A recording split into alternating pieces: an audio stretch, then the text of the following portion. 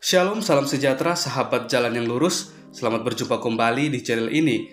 Saya berharap dan selalu berdoa semoga sahabat semua tetap dalam keadaan baik, dalam keadaan sehat, dan pastinya tetap di dalam perlindungan Tuhan. Saya juga mengucapkan banyak terima kasih kepada semua sahabat yang selalu setia untuk meluangkan waktu menonton video-video di channel ini dan juga terus mendukung perkembangan channel ini dengan mengklik tombol subscribe, like, komen, dan juga share kepada teman-teman yang lain supaya teman-teman yang lain juga boleh mendapatkan informasi seputar iman kekristenan. Kiranya Tuhan Yesus memberkati kita semua.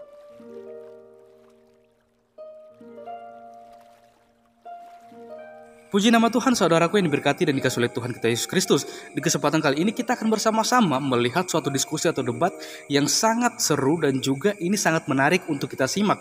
Karena di dalamnya kita akan melihat bagaimana ketika teman-teman apologet Kristen membawakan setiap data dan argumentasi berdasarkan kitab yang diyakini dan dipercaya oleh teman-teman kita polemikus ini.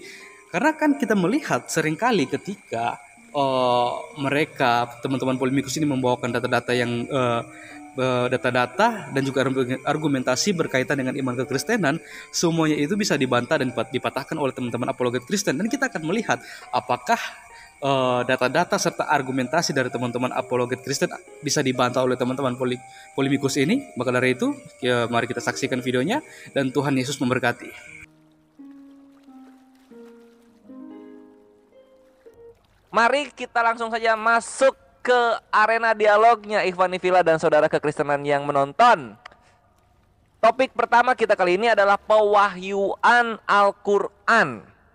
Nah, sesi pertama kita adalah opening statement. Dan pihak pertama yang akan memberikan opening statement tentunya adalah Pendeta MYM. Pendeta MYM, 7 menit pertama silahkan. Loh, keliru. Pewahyuan Quran ya Zuma yang menjelaskan, saya yang membantah, yang menyerang. Kok saya tidak percaya Quran, kok saya yang pertama, aneh ini. Nggak apa-apa, langsung aja bantah. Enggak. Yang menyampaikan tesis tentang pewahyuan Quran itu Zuma. Habis itu saya membantah nanti. Oh, sebentar, ini jangan dulu dimulai. Berarti ini yang opening statement cuma satu dong. Ya. Ya, kita nggak ada pakai opening statement, kita langsung rebuttal kalau gitu ya. Begini. Opening statement khusus Quran itu Zuma, nanti opening statement tentang Alkitab itu saya nanti. Oke, aku ngerti, aman. Ya udah kalau begitu, berarti ini posisinya nggak opening statement masing-masing pihak, Ikhwah. Opening statementnya cuma satu pihak, lalu kemudian langsung diserang oleh pihak yang berlawanan. Oke, kalau begitu Gurunda silahkan 7 menit dimulai setelah Gurunda berbicara. Tafadhol. Bismillahirrahmanirrahim. Assalamualaikum warahmatullahi wabarakatuh. Segala puji bagi Allah, Tuhan semesta alam. Salam serta taslim kepada junjungan kita Rasulullah Muhammad sallallahu alaihi wasallam. Rabbi israh li sadri wa yassir li amri wahlul 'uqdatam min lisani yafqahu qawli. Tema kita pada malam hari ini adalah pewahyuan Al-Qur'anul Karim dan juga keberadaan Biblos, ya. Berbicara mengenai pewahyuan itu hanya ada pada kitab-kitab yang diberikan kepada para nabi. Kalau yang dituliskan bukan dari Allah, itu bukan wahyu, tetapi hanya karya tulis biasa. Kata wahyu sendiri itu berasal dari bahasa Arab dan tidak ditemukan di dalam bahasa manapun. Ya, ini hanya ada dalam bahasa Quran. Bahasa Quran menerangkan tentang wahyu yang memiliki arti memberikan isyarat atau pemberitahuan dengan cepat dan tersembunyi. Jadi yang tahu hanya yang menerima dan kemudian yang terlibat di dalam penerimaan yang bersumber dari Allah. Itu wahyu. Nah, definisi ini kemudian jelas bahwa pemberitahuan secara tersembunyi dan cepat yang khusus ditujukan pada orang yang diberitahu tanpa diketahui oleh orang lain. Itu wahyu. Lalu kemudian, wahyu ini adalah kata masdar yang disandarkan, yang bermakna isyarat, yang cepat dan tersembunyi. Ya. Ini yang perlu dipahami terlebih dahulu tentang Al-Quran. Jadi wahyu itu diterangkan, al-wahyu mayuhyi Allah. Jadi asalnya Allah. ila nabiyyi minal anbiya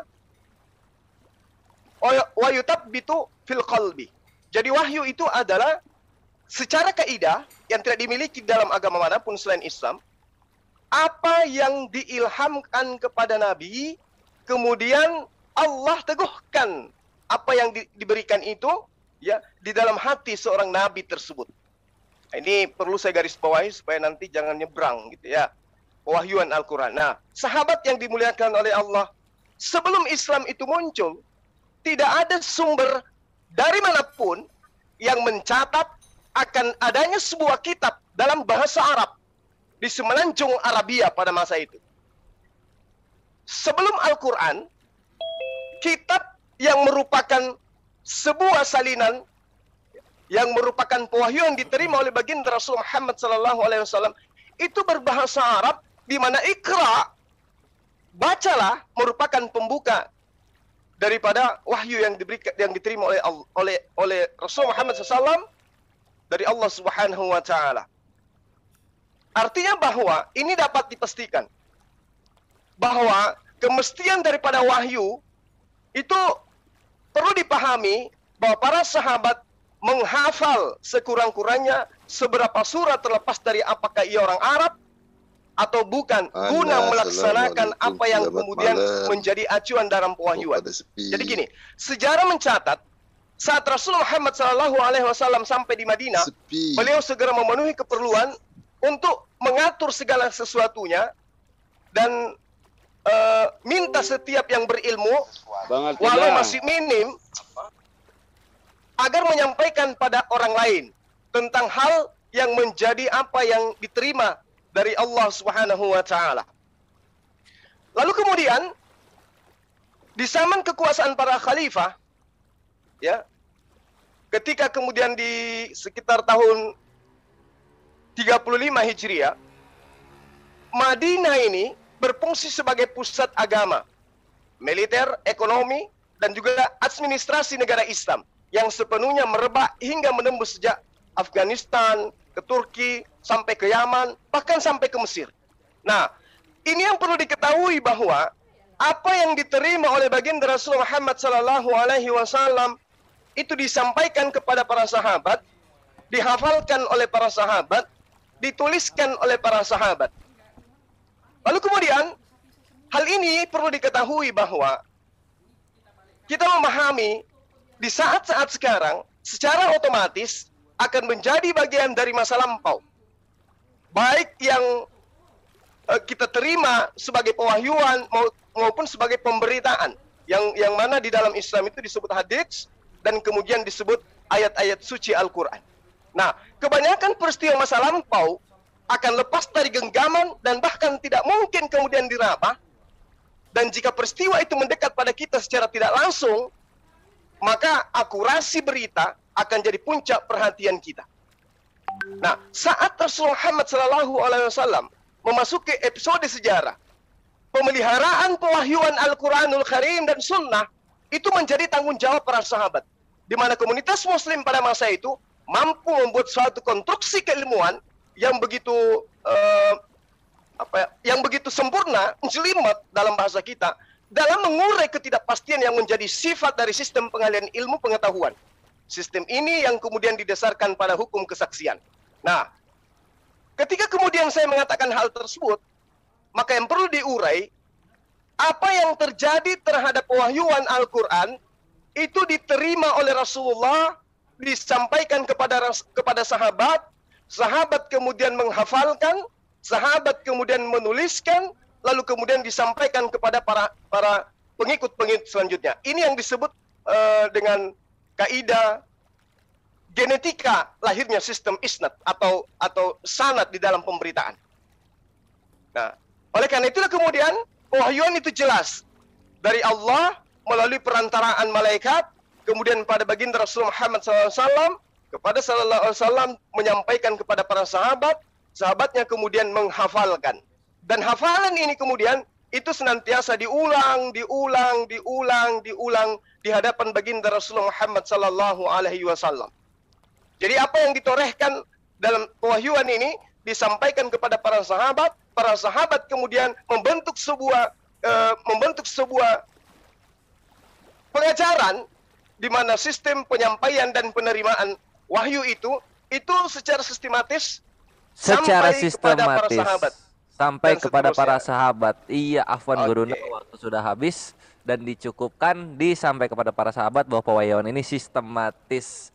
Sekarang kita masuk langsung saja ke rebutal, yaitu saling berbantah-bantahan karena opening statement sudah diberikan dari pihak muslim dalam topik ini. Pendeta Muria Wali, waktu 5 menit kami berikan, silakan. Ya, baik. Suara saya jelas ya? Jelas. Ya, baik. Saya mendengarkan tadi penjelasan panjang lebar, tetapi saya tidak mendengarkan satu detail bagaimana wahyu itu diberikan kepada Nabi Anda, ya. Apakah wahyu itu diturunkan dalam pengertian berupa didikte, ya, artinya kalau Nabi Anda itu menerima pewahyuan itu dari para malaikat, ya, katakanlah malaikat Jibril yang disuruh oleh Allah Anda, lalu kemudian apakah itu merupakan semacam mendikte Nabi Anda atau semacam membiarkan Nabi Anda mendapatkan ilham lalu kemudian menulis dengan bebas atau apa? Saya butuh penjelasan lebih detail karena bagi saya ini sangat penting sekali, ya. Itu yang pertama, ya. Bagaimana proses pewahyuan itu diberikan kepada Nabi Anda, ya, oleh Tuhan Allah Anda, ya, melalui malaikat Jibril atau bagaimana begitu ya diturunkan itu. Apakah itu langsung didikte dan didikte dalam bahasa apa? Dalam bahasa Arab begitu, ya. Dan ini nanti ada pertanyaan-pertanyaan lanjutan. Itu yang pertama, mohon dicatat baik-baik Ustadz Zuma, ya. Mohon moderator juga mencatat baik-baik tanggapan saya ini. Itu poin yang pertama.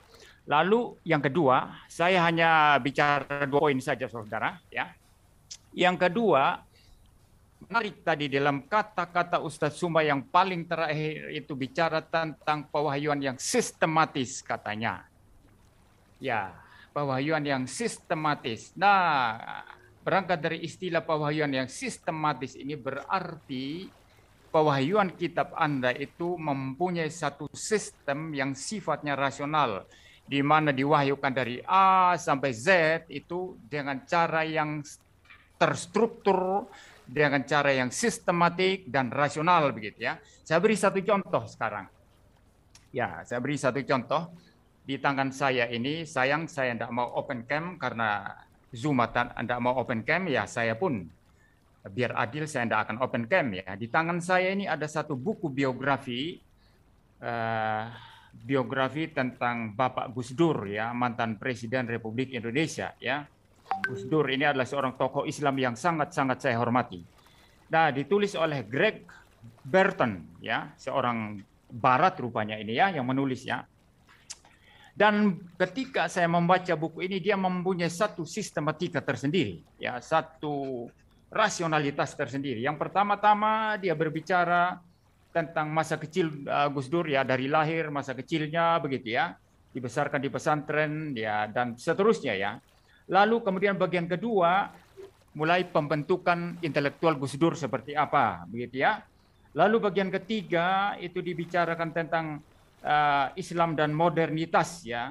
Bagaimana Gus Dur itu dengan Islam liberal bagaimana, ya. Itu tahun-tahunnya itu jelas itu ya, seperti itu ya. Lalu ada masyarakat sipil dan Islam, ya. Itu berbicara tentang reformasi dan kontroversi tahun 84 sampai 90, lalu ada mendorong batas tahun 90 sampai 94, lalu ada politik pembaharuan dan kepresidenan. Nah, ini waktu Gus Dur masuk politik dan menjadi presiden dan sampai akhir masa jabatannya pada tahun 2001 ya. Jadi ini buku sangat terstruktur dan sangat sistematis ya. Dan yang saya mau dengar malam hari ini dari Ustadz Zuma berkaitan dengan pernyataannya tadi yang mengatakan pewahyuan yang sifatnya sistematik ya. Di dalam kitab Anda itu ada surat Al-Fatihah, itu yang pertama ya, itu pembukaan ya. Lalu yang kedua itu ada surat Al-Baqarah ya, itu surat sapi betina. Dan di situ dibicarakan 3 golongan manusia dalam menghadapi Al-Quran. Ya. Nah, yang saya pertanyakan, ya ini kok tiba-tiba muncul itu 3 golongan manusia dalam menghadapi Al-Quran begitu ya. Kan harusnya menurut saya penciptaan manusia seperti apa, asal mula manusia seperti apa, lalu bagaimana manusia itu menjadi rusak, menjadi kafir dan lain sebagainya. Itu yang menjadi sesuatu presiden sebelum membicarakan tentang 3 golongan manusia. Nah, yang saya minta dari Ustaz Suma untuk menjelaskan secara ringkas saja, tidak usah panjang lebar, mengenai rasionalitas daripada kitab Anda. Ya, itu saja 10 dulu. detik. Ya, Oke, itu saja thank you. dulu. Sudah. Ya. Iya, sip. Afwan, ini untuk timer. Tadi 7 menit ya startnya, dan ini dipaskan saja menjadi 5 menit. Silakan diulang lagi ke 5 menit, di reset ke 5 menit untuk yang megang timer. Akhirnya syukron sekatiran. Oke, ini aku akan refresh si pertanyaannya. Yang pertama itu bagaimana pewahyuan itu secara jelasnya, secara detailnya. Lalu yang kedua adalah di mana letak rasionalitasnya, begitu ya, Pak MYM? Ya, betul. Saya Oke, sudah thank you, Sip. menjelaskan tadi. Saya sudah menjelaskan, mudah-mudahan jelas tadi. Kalau tidak jelas bisa tanya lagi nanti. Siap, ya. Ini kalau misalnya sudah dibenarkan 2 pertanyaan ini, Gurunda bisa ditangkap pertanyaannya? Iya. Siap, thank you. Kalau begitu, timer berjalan ketika Gurunda berbicara. Silakan. Oke. Jadi yang Anda harus pahami, wahyu itu adalah isyarat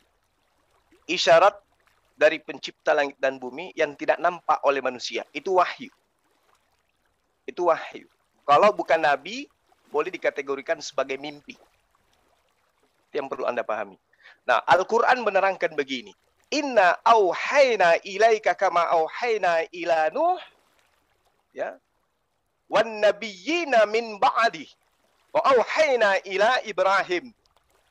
Sesungguhnya kami telah memberikan wahyu kepadamu sebagaimana kami telah memberikan wahyu kepada Nuh dan nabi-nabi yang kemudian, termasuk Ibrahim. Artinya bahwa kalau kita melihat dari definisi wahyu itu sendiri, Allah memberikan isyarat kepada baginda Rasul Muhammad SAW. Kemudian isyarat ini diperintahkan oleh Allah untuk baginda Rasul Muhammad SAW sampaikan kepada seluruh umat manusia. Itu wahyu. Tolong dicamkan baik-baik. Wahyu adalah isyarat dari Allah yang diberikan kepada seorang nabi, ya. Lalu kemudian nabi ini diberi perintah untuk menyampaikan kepada seluruh umat manusia. Nah, bagaimana wahyu ini datang kemudian kepada baginda Rasul Muhammad SAW? Diterangkan oleh Al-Quranul Karim. Lagi-lagi wahyu itu diterangkan oleh Al-Quranul Karim. Kul man kana aduwwan li Jibril fa innahu nazzalahu ala qalbika bi iznillah musaddiqan lima baina yaday wa hudaw wa busyra lil mu'minin. Katakanlah wahai Muhammad, barang siapa menjadi musuh Jibril, maka ketahuilah bahwa sesungguhnya dialah yang mewahyukan Al-Quranul Karim, yang menurunkan Al-Quranul Karim ke dalam hatimu dengan izin Allah, biiznillah. Jadi Allah yang memberikan izin, memberikan perintah, memberikan titah kepada malaikat Jibril yang adalah Rohul Kudus untuk menyampaikan isyarat kepada baginda Rasulullah Muhammad sallallahu alaihi wasallam. Kemudian, penguat daripada dalil ini, Al-Quran juga menerangkan, Bismillahirrahmanirrahim, Qul nazzalahu Ruhul Kudus min rabbika bil haqq. Katakanlah wahai Muhammad, Ruhul Kudus yang adalah Jibril itu menurunkan Al-Quranul Karim dari Tuhanmu dengan kebenaran. Jadi Al-Quran itu dengan kebenaran diwahyukan oleh Allah melalui perantaraan pertanyaan saudara. Kenapa Al-Quran surah Al-Baqarah? Kalau saya tidak salah di dalam Al-Baqarah ayat 2, Zalikal kitabul la raiba fihi hudal lil muttaqin dan seterusnya sampai ayat ke-20. Memang ada 3 golongan di situ. Golongan mukmin, golongan manusia pertama dalam menerima Al-Quran. Golongan orang yang mukmin atau golongan orang yang beriman. Mereka adalah orang yang mempercayai dengan sungguh-sungguh kebenaran isi Al-Quran dan tidak bisa meragukan sedikit pun. Keimanan golongan ini dijelaskan pada Al-Quran surah Al-Baqarah. Silakan Anda buka ayat 3 sampai ayat 4. Dan ciri-ciri dari golongan mukmin ini adalah mereka mempercayai akan adanya hal yang gaib, mendirikan salat, berimpak, serta beriman kepada Al-Quran dan hari akhirat, menyembah hanya kepada Allah, dan mendudukkan para nabi sebagai utusan Tuhan, bukan Tuhan yang dusul menjadi manusia. Golongan kedua, golongan kafir, golongan manusia yang diberi akal tapi tidak difungsikan. Dalam Al-Quran, ya, itu jelas. Al-Quran menjelaskan ada golongan kedua yang tidak menerima Al-Quran, yaitu golongan kafir, kufur, mereka yang tertutup hatinya dan juga pikirannya. Golongan ini adalah lawan dari golongan yang tadi, golongan mukmin. Mereka ini adalah orang-orang yang tidak mempercayai kebenaran Al-Quran. Kenapa tidak bisa percaya? Karena membacanya pun tidak bisa. Di dalam Al-Quran, ayat yang saya sebutkan, ayat 5, ayat 6, ayat 7, di situ jelas golongan-golongan kafir ini tidak akan beriman meskipun sudah diberi petunjuk oleh Allah. Diberi petunjuk. Isa adalah utusan Tuhan. Tuhan Allah satu-satunya Tuhan. Tapi mata, hatinya semua tertutup. Sehingga mereka orang-orang yang disebut kufur. Karena hatinya terkunci, penglihatannya buta, pendengarannya tuli. Akibat ulah dari mereka sendiri yang mengeraskan hati ketika kebenaran itu datang. Yang ketiga, golongan munafik. Mereka adalah orang yang kemudian mengatakan Al-Quran itu adalah firman Tuhan. Mereka adalah orang-orang yang dari luar nampak ya sebagai orang yang menerima Al-Quran, tetapi aslinya adalah mereka kufur. Mereka itu adalah orang-orang munafik. Jadi tiga golongan ini dalam menerima Al-Quran itu betul. Ya, jadi pewahyuan Al-Quran. Terima kasih. Thank you. Thank you Guru Nda. Tadi aku notif 10 detik ya. Jadi nanti ini akan aku notif jika sudah 10 detik terakhir untuk kedua narasumber supaya kita tidak overlap timernya. Itu jawaban dari Guru Nda Zuma. Mumtaz, kita lanjut tanggapan dari Pendeta Muryawali. Silahkan, waktu berjalan ketika pendeta berbicara. Ya, baik. Tapi pertanyaan saya tidak dijawab ya. Yang saya tanyakan tadi itu, isyarat itu apa? Ya, Tuhan memberikan isyarat kepada Nabi Anda, ya, yang isyarat itu Anda merupakan definisi dari istilah wahyu yang Anda jelaskan tadi. Ya, bagaimana ya isyarat itu yang saya minta penjelasan detail. Apakah Allah Anda itu mendikte ya kata per kata, ataukah dia hanya sekedar memberikan semacam ilham lalu Nabi Anda itu kemudian menulis ya. Ini yang saya minta ya. Penjelasan yang detail tentang isyarat ini. Kalau hanya sekedar mendefinisikan wahyu itu adalah satu isyarat dari Allah, lalu kemudian semacam pemberitahuan cepat dan tersembunyi dari Allah, itu bagi saya tidak jelas pendefinisian istilah wahyu. Nah, ya, jadi isyarat itu apa? Anda jelaskan, karena ini penting bagi saya. Untuk kemudian saya mengcounter Anda selanjutnya, penting sekali. Itu yang pertama. Yang kedua, saya tidak minta Anda menceramahi saya tentang tiga golongan itu. Yang menjadi pertanyaan saya tadi adalah kalau betul Anda mengatakan pewahyuan Anda yang Anda percaya itu adalah pewahyuan yang sistematik, pertanyaan saya, kalau mau sistematik itu harusnya bicara dulu asal-usul manusia, bagaimana diciptakan dan lain sebagainya. Kok dari awal sudah muncul tiga golongan? Itu yang saya maksud tadi. Saya sudah memberi contoh tadi itu biografi daripada Bapak Presiden, mantan Presiden Gus Dur yang sejak lahir, kemudian mudanya bagaimana pembentukan intelektualnya, bagaimana masuk politik, bagaimana sampai berakhir masa kepresidenannya, bagaimana itu semua sangat rasional dan sistematis. Dan yang saya minta dari Ustadz Suma menunjukkan rasionalitas semacam itu. Ya, itu yang saya tanyakan. Ya, jadi sebelum membicarakan tiga golongan manusia, kan harusnya bicara dulu mengenai manusia itu asalnya dari mana, bagaimana Allah menciptakan manusia, bagaimana mereka dicipta dan lain sebagainya. Karena ini halaman awal, ya itu yang saya pertanyakan dan saya belum mendapatkan jawaban dari Zuma. Silakan jawab saya bicara sampai di sini. Ini masih ada 2,5 menit lagi, Pendeta. Lanjut aja. Oke, siap. Kalau begitu waktu dicukupkan saja untuk moderator. Ini aku koreksi dulu ya. Pertanyaan pertama itu bagaimana pewahyuan, bukan isyarat itu apa? Istilah gitu isyarat sebenarnya. itu perlu dijelaskan secara detail. Berarti itu Lalu pertanyaan yang baru sebenarnya, gitu Pendeta. Enggak, dari awal tadi saya sudah tanyakan itu. Enggak, tadi pertanyaan yang aku catat di sini bagaimana pewahyuan dan di mana letak rasionalitasnya. Bukan soal isyarat. ada dua kan. Yang pertama masalah isyarat saya perlu detail ya. Enggak. Ya, Nah. aku mencatat di sini. Aku mencatat di sini. Bagaimana Nggak apa-apa, pewahyuan nggak itu apa-apa, yang Deng. pertama, yang kedua di mana letak rasionalitasnya. Nah, sekarang ini Nggak apa-apa. pertanyaan baru kepada Gurunda. Jadi mungkin Iya. gini Gurunda. Nah, gini. Pertanyaan yang pertama dan kedua dari pendeta ini dimantapkan lagi, lalu ditambahkan jawaban untuk definisi dan aplikasi isyarat itu apa. Gurunda Itu- siap untuk menjawab? Sebentar. Itu Boleh? ada kaitannya dengan itu tadi. Yang isyarat itu ada kaitannya dengan pewahyuan. Itu yang saya mau Maksud- tanyakan. Maksud Minta moderator di detailnya. sini jangan dibilang tidak menjawab kalau pertanyaannya baru, begitu pendeta. Enggak, dua-duanya enggak menjawab.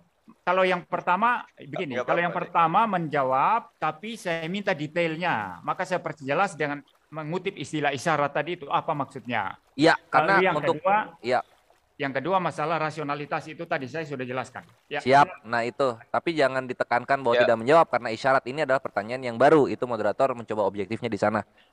Gurunda tadi aku udah ngasih penjelasannya ya. Gurunda menangkap ya? Semua kata per kata itu sudah terserap di luar kepala. Cakep. Siap. Kalau begitu Gurunda silakan jawabannya. Waktu akan mengikuti ketika Gurunda berbicara. Tafadhol. Oke. Saya jawab dari yang terakhir sampai yang pertama. Al-Quran 1400 tahun silam sebelum Bapak bertanya itu sudah dijawab oleh Al-Quran. Bismillahirrahmanirrahim. Wa qala alladziina kafaru laula nuzzila 'alaihil Qur'an jumlah wahidah. Kadzalika linuthabbital bihi fuadaka warattalnahu tartila. Orang-orang kafir ini berkata, mengapa Al-Quran itu tidak diturunkan kepadanya sekaligus teratur dari kitab seperti terjadinya kitab Kejadian dan seterusnya. Demikianlah kata Allah, agar kami memperteguh hatimu Muhammad dengannya dan kami membacakannya secara tartil, berangsur-angsur, perlahan dan benar. Jadi bukan dari hasil penyelidikan. Nah, Al-Quran ini kemudian diturunkan secara berangsur, tidak disusun seperti cerita dongeng. Kalau ada sebuah buku menceritakan tentang sebuah cerita dari A sampai Z, satu, buku itu pasti bukan firman Tuhan. Kenapa? Karena itu disusun sesuai dengan biografi. Apa objek yang ingin diceritakan. Tentu itulah hasil penyelidikan. Dari hasil penyelidikan menghasilkan sebuah cerita yang sistematis nantinya. Dari awal, pembuka, kemudian isi, penutup. Itu cerita. Berbeda dengan wahyu. Makanya yang kita bahas ini adalah pewahyuan Al-Quran. Kenapa Al-Quran itu secara berangsur tidak tersusun seperti yang kemudian diinginkan oleh Pak Pendeta? Pertama, Al-Quran diwahyukan untuk menguatkan hati Rasulullah Muhammad SAW yang tidak tahu menahu tentang kitab suci, yang tidak tahu menahu tentang kenabian dan kerasulan. Itulah yang kemudian diterangkan oleh Al-Quran. Kemudian yang kedua, Al-Quran diterangkan tidak seperti kitab Anda yang tersusun. Itu dikarenakan Al-Quran diterangkan tidak tersusun kayak kitab Anda untuk menantang orang-orang kafir yang mengingkari Al-Quran. Orang-orang kafir menganggap aneh jika kitab suci diturunkan secara berangsur-angsur. Kemudian Allah menantang mereka untuk membuat satu surah saja yang membanding. Ternyata orang-orang kafir sampai hari ini tidak sanggup untuk membuat sebuah ayat yang sama seperti Al-Quran. Yang ketiga, supaya Al-Quran itu mudah dihafalkan dan mudah dipahami. Ini yang harus Anda pahami. Makanya di seluruh dunia tak ada satupun pendeta atau rabi atau apapun di luar agama Islam yang mampu menghafalkan kitab sucinya. Turunnya Al-Quran secara berangsur itu sangat mudah bagi manusia untuk menghafal serta memahami maknanya. Terlebih lagi kalau kita melihat yang buta huruf seperti orang Arab pada masa itu, ya, sehingga ini menjadikan mereka orang-orang yang buta huruf ini, orang-orang yang ummi ini itu mudah dengan diwahyukan berangsur-angsur mereka menghafal dan memahami ayat per ayat. Para sahabat kita lihat langsung dapat menghafalkan dengan baik. Para sahabat kita lihat langsung dapat memaknai dan memahami dan menerapkan dalam kehidupan sehari-hari mereka. Itulah sebabnya kenapa kemudian salah satu sahabat Rasulullah Muhammad SAW, Umar bin Khattab berkata, pelajarilah Al-Quran 5 ayat, karena Jibril biasa mewahyukan membawa Al-Quran kepada Rasulullah sebanyak 5 ayat. Nah, yang keempat, orang-orang mukmin itu antusias kemudian menerima Al-Quran dan giat mengamalkannya. Itu hikmah daripada Al-Quran itu diturunkan secara berangsur. Kaum muslimin memang menginginkan serta merindukan turunnya ayat-ayat Al-Quran. Itu sudah fakta itu. Apalagi ketika memerlukan karena adanya peristiwa yang sangat menuntut penyelesaian wahyu. Ini yang terjadi pada masa proses pewahyuan. Nah, oleh karena itulah kemudian seperti hanya tentang ayat-ayat mengenai kabar bohong yang disebarkan oleh kaum munafik pada masa itu, ya, memfitnah Bunda Aisyah dan ayat-ayat tentang li'ain, ya, menurut bahasa jelas sekali bahwa apa yang kemudian diwahyukan oleh Al-Quran, oleh Allah, itu menuntaskan masalah yang hadir di tengah-tengah kaum yang menerima Al-Quran pada masa itu. Yang terakhir, kenapa Al-Quran tidak tersusun secara apa yang Anda inginkan? Karena Al-Quran mengiringi kejadian di masyarakat secara bertahap dalam menetapkan suatu hukum. Al-Quran diwahyukan secara berangsur, yakni dimulai dari masalah-masalah yang sangat penting, kemudian menyusul masalah yang sangat penting kemudian. Prioritas Allah, masalah yang pertama yang ada dalam Al-Quran yang harus disampaikan adalah tentang keimanan kepada Allah, kepada malaikat, kepada iman, dan seterusnya. Bukan tentang penciptaan kitab kejadian yang pada mulanya diciptakan matahari hari keempat. Bukan. Nah, ini yang perlu Anda pahami. Kemudian terkait dengan pewahyuan. Pewahyuan itu sekali lagi diberikan kepada Rasulullah Muhammad SAW melalui perantara malaikat Jibril, sampaikan kepada beliau. Beliau kemudian menyampaikan kepada para sahabatnya. Waktunya habis. Pas sekali di sana ya. Mengenai urutan dari wahyu ini turun.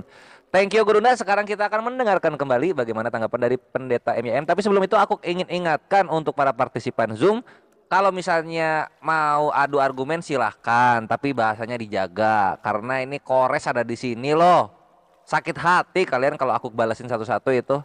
Ini mute permanen aku aktifkan supaya tidak ada mengganggu jalan perdebatan, tapi chat aku buka supaya kalian bisa ikut berdialog, saling berbalas itu. Cuma bahasnya dijaga dong, please gitu ya.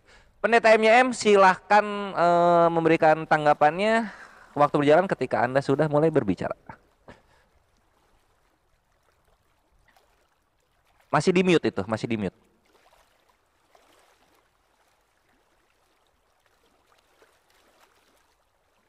Pendeta MYM?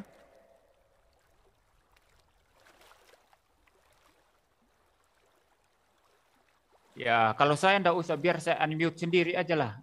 Partisipan yang lain aja yang di mute ya. Aman, kalau itu aman. Udah diurus moderator. Tapi Ya. tadi soalnya dipanggil nggak nyaut. Silakan. Ya, baik.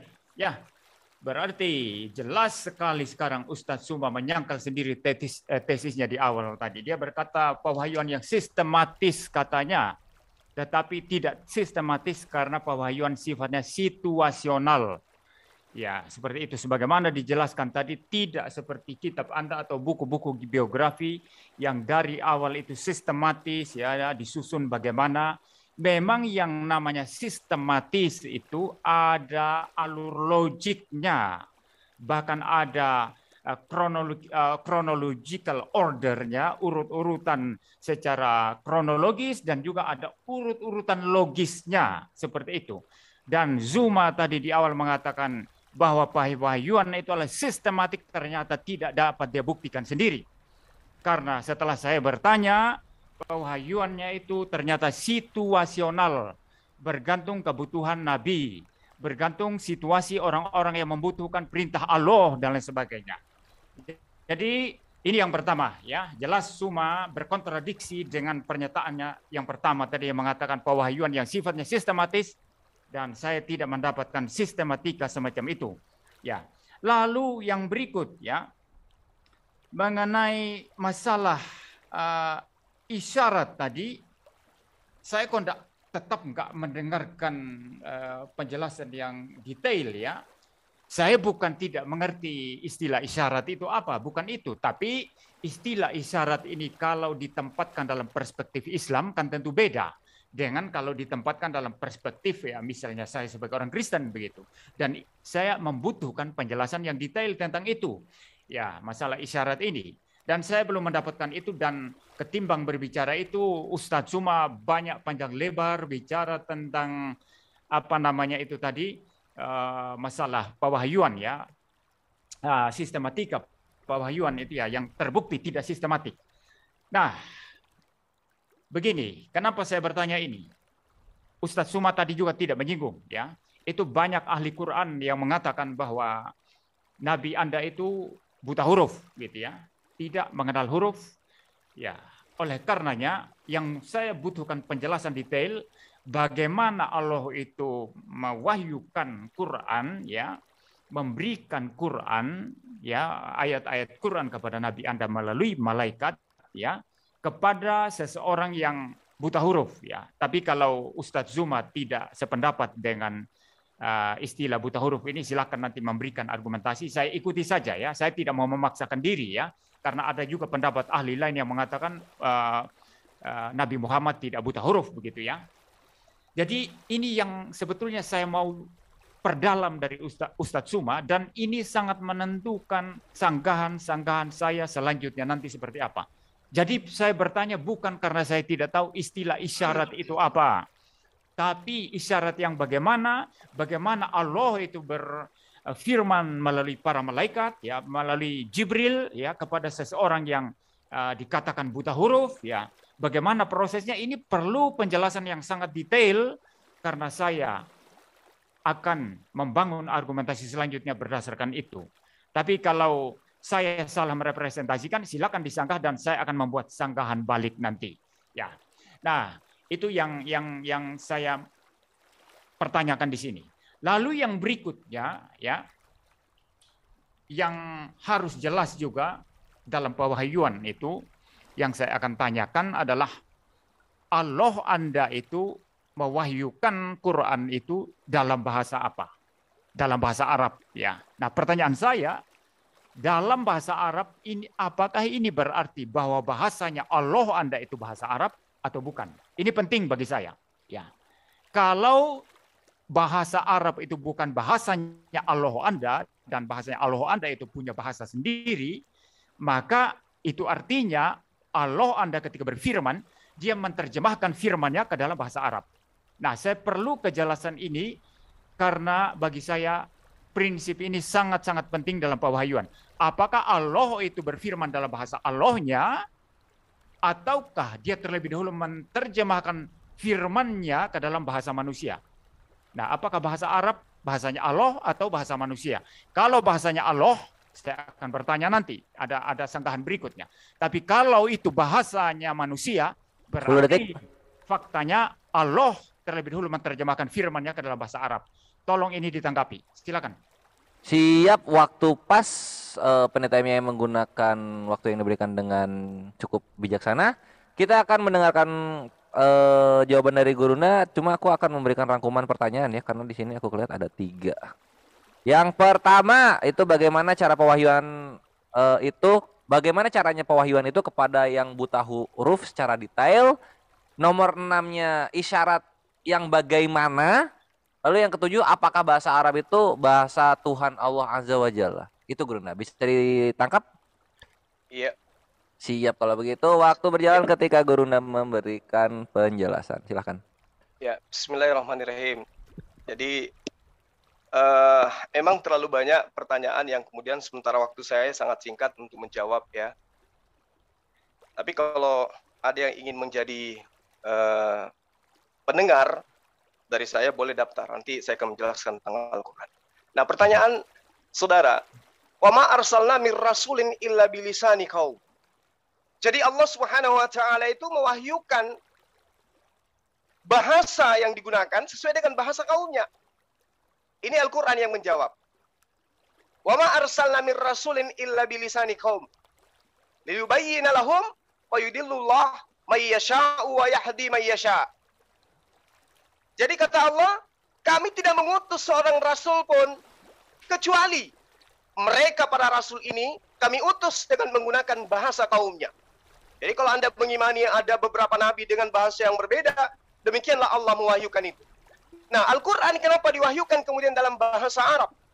Karena datangnya kepada Rasul Muhammad Sallallahu Alaihi Wasallam, di mana Rasulullah adalah penutur bahasa Arab. Dan lagi-lagi bahasa Arab adalah bahasa yang paling terkaya di antara seluruh bahasa yang ada di atas muka bumi. Contoh, kitab Anda banyak mengutip bahasa Arab, padahal original teksnya bahasa Yunani. Itu pembuktian yang sangat sederhana. Ya. Lalu kemudian, ketika Anda berbicara mengenai pewahyuan, Anda mengatakan tidak sistematis. Nah, inilah gunanya berbicara berkaitan dengan agama harus sesuai dengan bahasa original teks kitab. Jangan nyebrang ke agama orang. Sistematis yang saya maksud itu adalah dari Allah ke malaikat, ke nabi, ke kaumnya. Bukan ke rasul dulu. Sementara ke Tuhannya tidak pernah. Orang yang sudah menusul menjadi manusia tidak pernah berkata, tiba-tiba muncul orang yang mengaku rasul, berkata demikian yang tidak pernah dikatakan oleh sang Tuhan yang dulu sudah jadi manusia. Itu tidak sistematis namanya, nggak nyambung. Yang dikatakan sistematis dari Allah, lalu ke malaikat, sampai kepada para nabi, nabi kepada para sahabatnya, kepada murid-muridnya, muridnya sampai kepada murid-murid, sampai kepada murid, sampai kepada kami hari ini. Itu yang dimaksud sistematis. Lalu kemudian cara pewahyuan Al-Quran, ya, melalui malaikat Allah, itu diterangkan di dalam Al-Quran surah Al-Baqarah, Anda boleh lihat. Wa iskala rabbuka lil malaikati inni ja'ilun fil ardi khalifah. Jadi Allah itu bisa berfirman langsung kepada malaikat. Lalu kemudian di dalam surah Al-Anfal ayat 12 juga dikatakan hal yang sama. Nah, ini juga dikatakan oleh Allah bisa berfirman langsung kepada para nabi, para rasul. Dalam surah Asy-Syura ayat 51. Dan tidak mungkin bagi seorang manusia pun bahwa Allah berkata-kata dengan dia kecuali dengan perantaraan wahyu atau di belakang tabir. Atau dengan mengutus seorang utusan malaikat, lalu diwahyukan kepadanya dengan seizin Allah apa yang dikehendaki. Ini seirama dengan bilangan 12 nomor 6. Kitabnya Yahudi, bukan kitab Anda ya. Kitab Yahudi mengatakan, jika di tengahmu ada seorang nabi, maka aku Allah akan menyatakan diri kepada mereka melalui penglihatan mereka dan melalui dan berkata melalui mimpi-mimpi mereka. Itu kedudukan nabi. Lain cerita yang melakukan penyelidikan itu bukan nabi. Nah, lalu kemudian ketika berbicara mengenai wahyuan, Rasulullah Muhammad SAW itu sangat jelas menerima wahyu, lalu kemudian menyampaikan wahyu, lalu kemudian para sahabatnya menghafalkan wahyu, lalu wahyu ini kemudian disampaikan, dituliskan lagi kepada para sahabat, kepada tabiin, kepada tabiin, sampai kepada kami umatnya baginda Rasulullah Muhammad SAW. Kenapa kemudian Al-Quran diwahyukan dalam bahasa Arab? Kenapa? Karena Al-Quran itu, ingat, karena Al-Quran itu diperuntukkan untuk seluruh umat manusia. Loh kok bisa kayak begitu? Tengoklah, Al-Quran kemanapun menggunakan bahasa Al-Quran dan bisa diterjemahkan ke dalam bahasa manapun. Itu Al-Quran. Masuk ke Amerika, gunakan bahasa Arab, ada translate bahasa Inggris. Masuk ke Jepang, ada bahasa Arab, ada translate bahasa Jepang. Tidak seperti kitab orang lain yang menerima menggunakan bahasa Syria, bahasa Aramaik. Tapi kitabnya kemudian bahasa Yunani. Al-Quran tidak demikian. Al-Quran diwahyukan dalam bahasa Arab, seperti yang saya terangkan tadi, bahwa Al-Quran itu adalah sastra tertinggi di antara seluruh bahasa yang ada di muka bumi. Bayangkan saja, kurang lebih 15 disiplin ilmu yang harus digunakan untuk mengkaji Al-Quran, yang adalah bahasa Arab yang digunakan oleh Allah.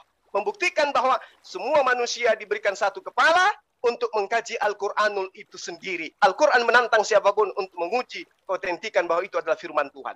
Siap, Gurunda. Terima kasih banyak untuk penjelasan yang komprehensif kepada pertanyaan-pertanyaan dari Pendeta MYM. Sekarang kita akan masuk ke sesi TikTok Gurunda Zuma dan Pendeta MYM, yaitu 10 menit untuk topik pewahyuan Al-Quran. Silahkan timer dibikin 10 menit. Saya nyangka ini dulu, karena dia bicara pertama tadi. Setelah saya sangka baru kemudian masuk ke Baitul. Ini dia kan bicara pertama tadi. Dia Itu kan tadi bicara. Opening statement tadi tuh. Gurunda Zuma kan opening statement sendiri. Pendeta MYM kan nggak mau opening statement. Oh, gini loh, dia opening statement langsung saya sangka. Berarti itu dia. Yang terakhir ini harus saya sangka dong. Dia lebih banyak bicara kalau gitu. Enggak sama ini. Nah, ini saya ada bantahan ini. Ada bantahan dari apa yang dia terakhir katakan itu. Harus adil. Gimana dong. Gurunda ini? Kita kasih. Terserah, dia pokoknya kita kasih tamu kita, dia mau loncat salto terserah, kita ikuti. Oke, siap. Kalau begitu silakan Pendeta ditanggapi untuk 5 menit terakhir, baru kita masuk ke sesi battle. Silakan. Ya, saya gini, harus adil lah. Dia bicara lebih banyak kalau saya tidak bicara ini. Jadi gini, ya, istilah sistematis tadi yang dari awal itu tadi yang dia katakan pewahyuan secara sistematis, ketika saya kejar, kemudian dia berputar dan mengatakan sistematis, yang saya maksud itu dari Allah, kemudian kepada Nabi, kepada kaumnya, kepada para murid, dan lain sebagainya. Ya oke lah, itu definisi dia sendiri. Tetapi saya tetap tidak melihat bahwa sistematis itu berkaitan dengan turunnya ayat-ayat dari Tuhan Anda itu kepada kitab Anda, ya jelas itu, karena itu tadi situasional. Tapi kalau dia berkelit lalu mengatakan sistematis, yang saya maksud itu dari Allah kepada Nabi, kepada kaum, kepada murid, ya silakan saja ya. Tapi yang jelas saya tidak mendapatkan pewahyuan yang sifatnya sistematis. Kenapa? Karena pewahyuan sifatnya situasional, bergantung kepada bagaimana nabinya, bagaimana situasi orang-orang pada saat itu yang katanya tadi membutuhkan firman Tuhan dan lain sebagainya, ya. Jadi saya melihat di sini memang pewahyuan daripada kitab Anda itu bergantung kepada orang-orang, ya. Ya, tidak bergantung kepada kedaulatan daripada Allah untuk memberikan apa yang Dia mau berikan tanpa harus didikte oleh situasi atau kondisi orang-orang. Ya, lalu kemudian begini. Ya, masalah dikatakan tadi Al-Quran untuk seluruh manusia. Nah itu muncul tadi ketika saya bertanya apakah itu Al-Quran itu bahasanya Allah atau bahasa dunia. Dan Zuma tadi sangat jelas sekali mengatakan bahasa di dunia ini, ya, bahasa Arab, bahasa di dunia ini. Itu artinya bahwa firman Allah itu lebih dahulu mengalami penerjemahan ke dalam bahasa Arab. Allah tidak datang kepada Anda, kepada Nabi Anda itu dengan bahasa Allah sendiri. Seperti itu. Jadi ada penerjemahan, ada translation di sana. Ada satu prinsip terjemahan. Dan Suma kemudian untuk melindungi diri, dia kemudian berkata Al-Quran untuk seluruh manusia. Tetapi saya tidak melihat itu, maafkan saya. Kenapa? Karena orang-orang Islam itu diwajibkan untuk belajar bahasa Arab. Harus belajar bahasa Arab. Ya, membaca Quran di dalam bahasa Arab. Sejak masih kecil mereka dididik seperti itu. Sehingga ini tidak menunjukkan satu spirit atau satu semangat bahwa Al-Quran untuk seluruh umat manusia. Ya, seperti itu. Nah, kalau dikatakan tadi diterjemahkan, ya saya pegang Al-Quran. Ini ada terjemahan Indonesia ini, ya. Tetapi apakah Quran diterjemahkan ke dalam bahasa Indonesia dan Al-Quran bahasa Indonesia itu boleh dipakai di masjid, boleh dipakai di mana-mana, atau tetap harus merujuk kepada bahasa aslinya, begitu kan? Itu artinya bahwa terjemahan itu secondary, bukan sesuatu yang penting sekali di dalam iman Islam. Begitu, sesuatu yang secondary aja. Karena semua nanti tetap harus kembali belajar bahasa Arab. Sehingga tesis Anda yang mengatakan ini Quran untuk seluruh manusia itu memakan dirinya sendiri, berkontradiksi dengan dirinya sendiri dan tidak sesuai dengan spirit bahwa Quran bahasa Indonesia boleh dipakai di dalam kegiatan keberagaman Islam di Indonesia. Quran bahasa Amerika itu boleh dipakai dalam kegiatan beragama di Amerika tanpa harus orang merujuk kepada bahasa asli. Jadi Anda bertentangan dengan diri Anda sendiri di sini, Suma. Jadi saya sudah menemukan tadi beberapa kejanggalan-kejanggalan, kontradiksi-kontradiksi yang Anda sampaikan. Dan ketika Anda berkata Al-Quran untuk seluruh manusia, saya tidak melihat itu. Ya, karena semua orang Islam, walaupun memang ada terjemahan yang sifatnya secondary ke dalam bahasa-bahasa, tetap harus kembali baca Quran dalam bahasa Arab. Ya, beda dengan Alkitab yang baca pakai bahasa Indonesia. Asal diterjemahkan dengan benar, dengan tepat, itu sudah sah dan baca dalam bahasa Indonesia. Itu saja tanggapan saya. Silakan masuk ke dalam sesi vital sekarang. Siap, thank you Pendeta MYM untuk tanggapannya terhadap penjelasan Guru Nazuma. Timer silakan di reset 10 menit, kita masuk ke sesi battle. Ikhwani Fisabilillah dan saudara kekristenan, selamat menikmati sesi battle ini. Dan aku menyampaikan ya, setelah sesi battle ini kita akan ada sesi partisipan dari kekristenan. Silakan siapkan 2 orang untuk resen dan bertanya. Aku kasihnya bentuknya supaya tidak memakan waktu lama, juga sesi battle ya, masing-masing 5 menit. Silakan. Oke, kalau begitu untuk kedua narasumber, bukan Akhi Farhan, ini untuk kekristenan dulu ya, untuk kekristenan dulu. Oke, kalau begitu silakan mulai berbicara, timer berjalan. Ya, Pendeta. jadi Oh iya, Ya. silakan. Ya, silakan, Ya. silakan Anda. oke. Jadi saya katakan kepada Pak Pendeta ya, bahwa Al-Qur'anul Karim yang seperti apa yang Anda katakan tadi, yang Anda uraikan tadi, itu sangat jelas menggunakan bahasa Arab, itu diperuntukkan kepada seluruh umat manusia. Apa alasannya? Karena Al-Quran ini nantinya akan menjadi sumber hukum kepada siapapun. Itu bisa mencakup kepada siapapun. Hukum-hukum yang ada di dalam ajaran agama Islam itu mencakup manusia di atas muka bumi. Siapapun dia. Nah, oleh karena itulah kemudian Al-Quran diwahyukan dalam bahasa Arab untuk agar dipahami oleh seluruh umat manusia. Nah, kalau Anda mengatakan bahwa saya tidak tahu bahasa Arab, nah itulah gunanya untuk belajar, minimal bisa baca. Minimal bisa baca. Nah, itu problemnya Pak Ustadz ya. Jadi kalau memang Al-Quran untuk seluruh manusia, mestinya terjemahan itu harus sah. Itu. Tapi kan Al-Quran Anda ini kalau dipakai dalam keagamaan Anda, mesti semua orang Islam mulai dari kecil sampai besar itu harus membaca Al-Quran itu dalam bahasa Arab. Entah mereka mengerti atau tidak mengerti. Saya kira ada banyak yang hanya bisa menghafal, tapi mungkin tidak mengerti maknanya. Jadi spirit yang Anda katakan tadi, Al-Quran untuk seluruh manusia, saya tidak menemukan kesesuaian di sana. Saya sama sekali, maaf, tidak diyakinkan bahwa Al-Quran untuk seluruh manusia. Karena terjemahan Quran di Indonesia apakah sah dipakai tanpa pakai bahasa Arab? Terjemahan Quran dalam bahasa Inggris apakah sah dipakai tanpa bahasa Arab? Ya, Bagaimana? karena Nggak inilah mungkin kemudian. sah. Nggak mungkin Jadi sah. begini Pak, Ya. begini. Kenapa Al-Quran itu menggunakan bahasa Arab? Karena Al-Quran itu, bahasa Arab itu memiliki beberapa disiplin ilmu yang kemudian bisa dijadikan sebagai acuan untuk mengkritisi Quran. Ketika Bukan ada itu. Pertanyaan saya bukan itu. Anda sudah melebar ini. Yang saya masalahkan di sini adalah apa? Anda mengatakan Quran untuk seluruh umat manusia, sedangkan seluruh umat manusia ini punya bahasa masing-masing, punya bahkan yang bahasanya sama saja punya logat masing-masing.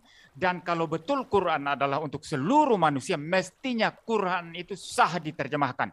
Sehingga Al-Quran yang berbahasa Indonesia itu sah dipakai di Indonesia, Al-Quran yang berbahasa Inggris sah dipakai di Inggris, Al-Quran yang berbahasa Mandarin itu sah dipakai di Cina sana.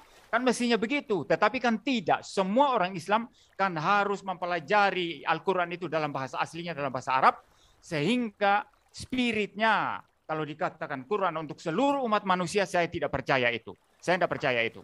Ya, Anda harus membuktikan ini, Ustadz. Anda harus membuktikan ini, Ustadz. Jadi gini, Pak Pendeta.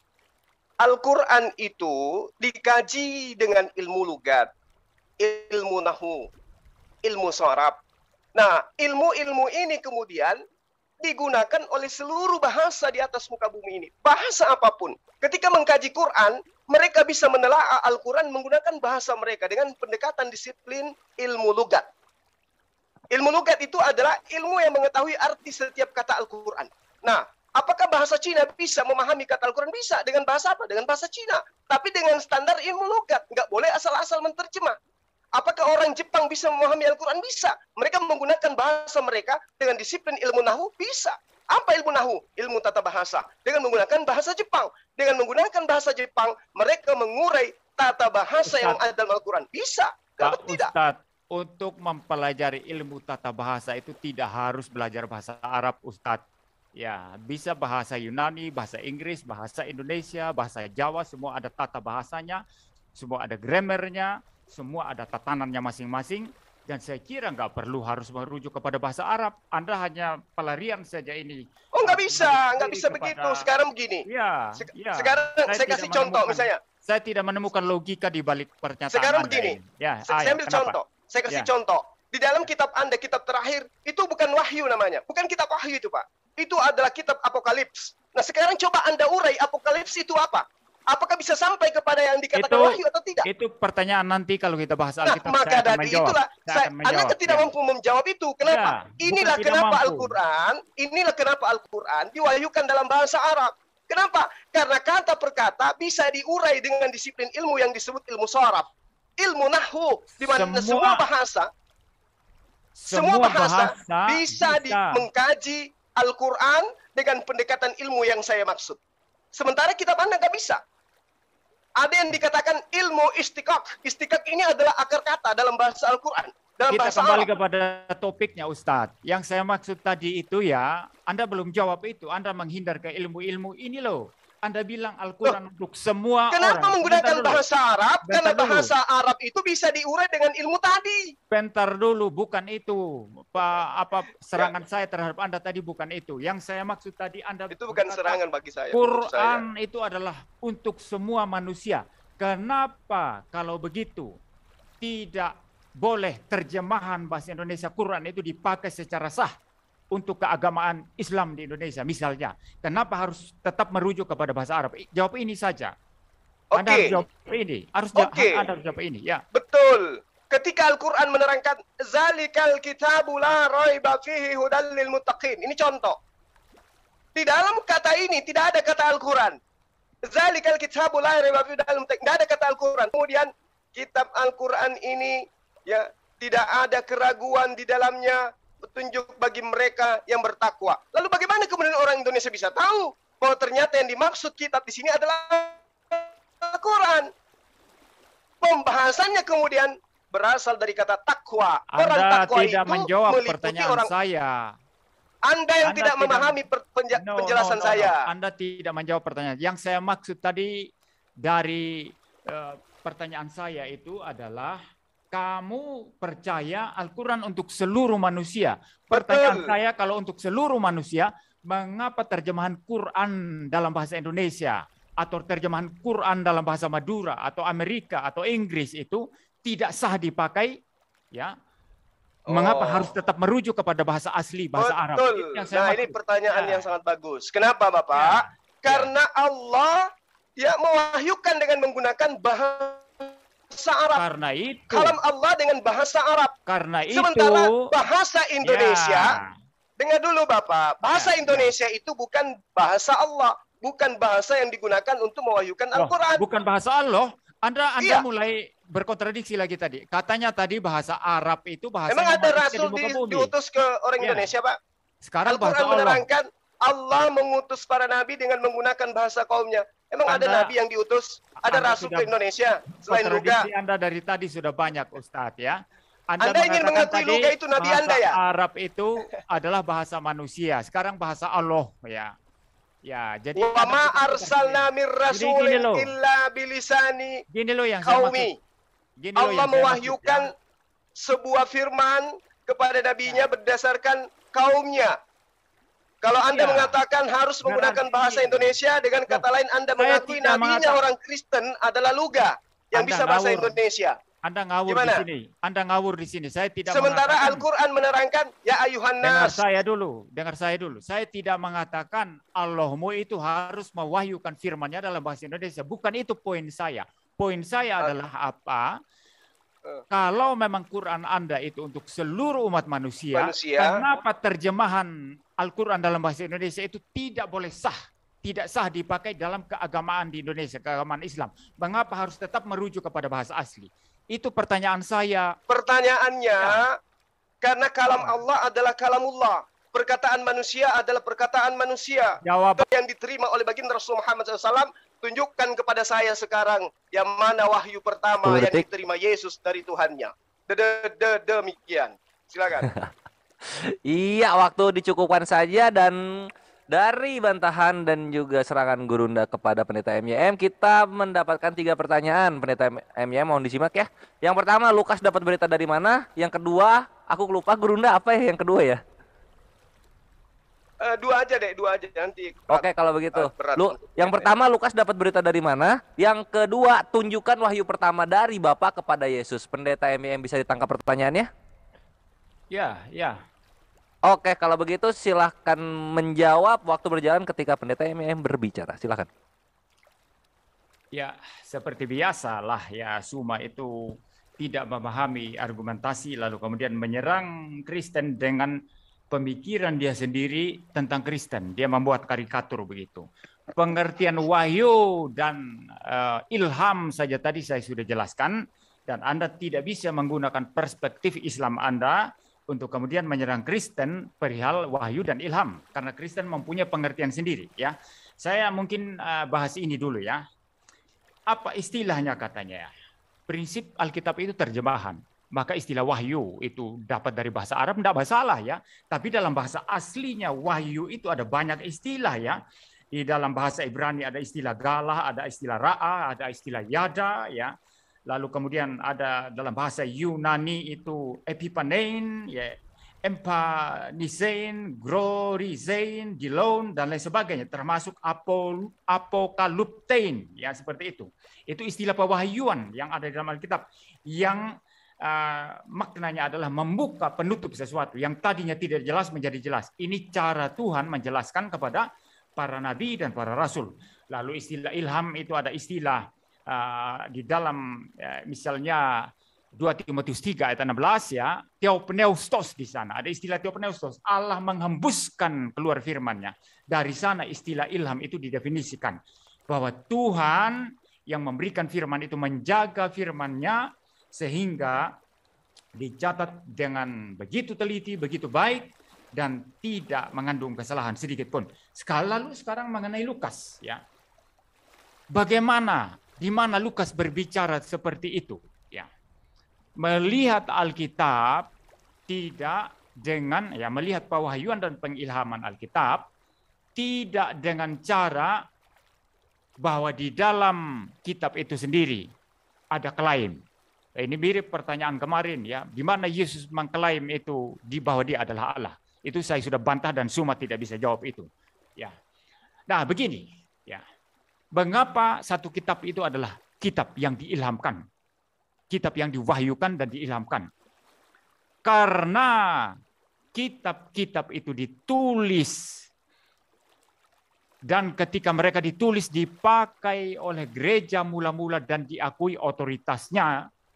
Kedua, doktrin-doktrin yang di dalamnya itu bersesuaian, tidak berkontradiksi satu dengan yang lainnya. Doktrin-doktrin tentang Allah, tentang Kristus, tentang penciptaan, penebusan dosa, dan lain sebagainya. Lalu kemudian juga bahwa kitab-kitab itu ditulis oleh para nabi atau para rasul dan orang-orang yang berada di bawah otoritas rasul tertentu. Misalnya Lukas, walaupun dia bukan rasul, tapi dia berada di bawah wibawa Rasul Paulus. Dia pernah mengikuti perjalanan penginjilan Rasul Paulus. Ya. Nah, karena prinsip-prinsip ini ya dilihat, ya doktrinnya sama, beres. Ya.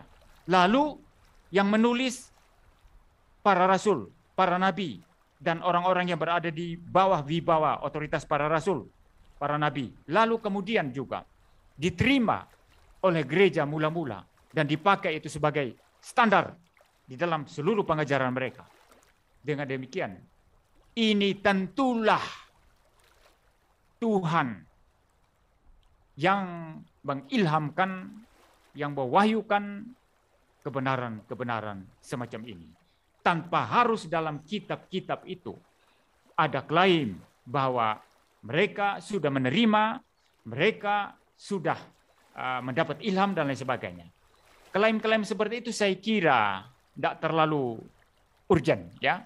Misalnya kalau Nabi Anda mengklaim menerima itu, ya perlu juga ditanyakan saksinya mana, saksinya siapa, dia menulis dengan siapa, ya. Nah kalau di Kristen melihat kesulitan semacam itu karena urusannya ini Tuhan dengan penulis, maka tidak perlu membuat klaim-klaim, ya. Yang jelas kitab-kitab itu sendiri menunjukkan dirinya mempunyai wibawa ilahi.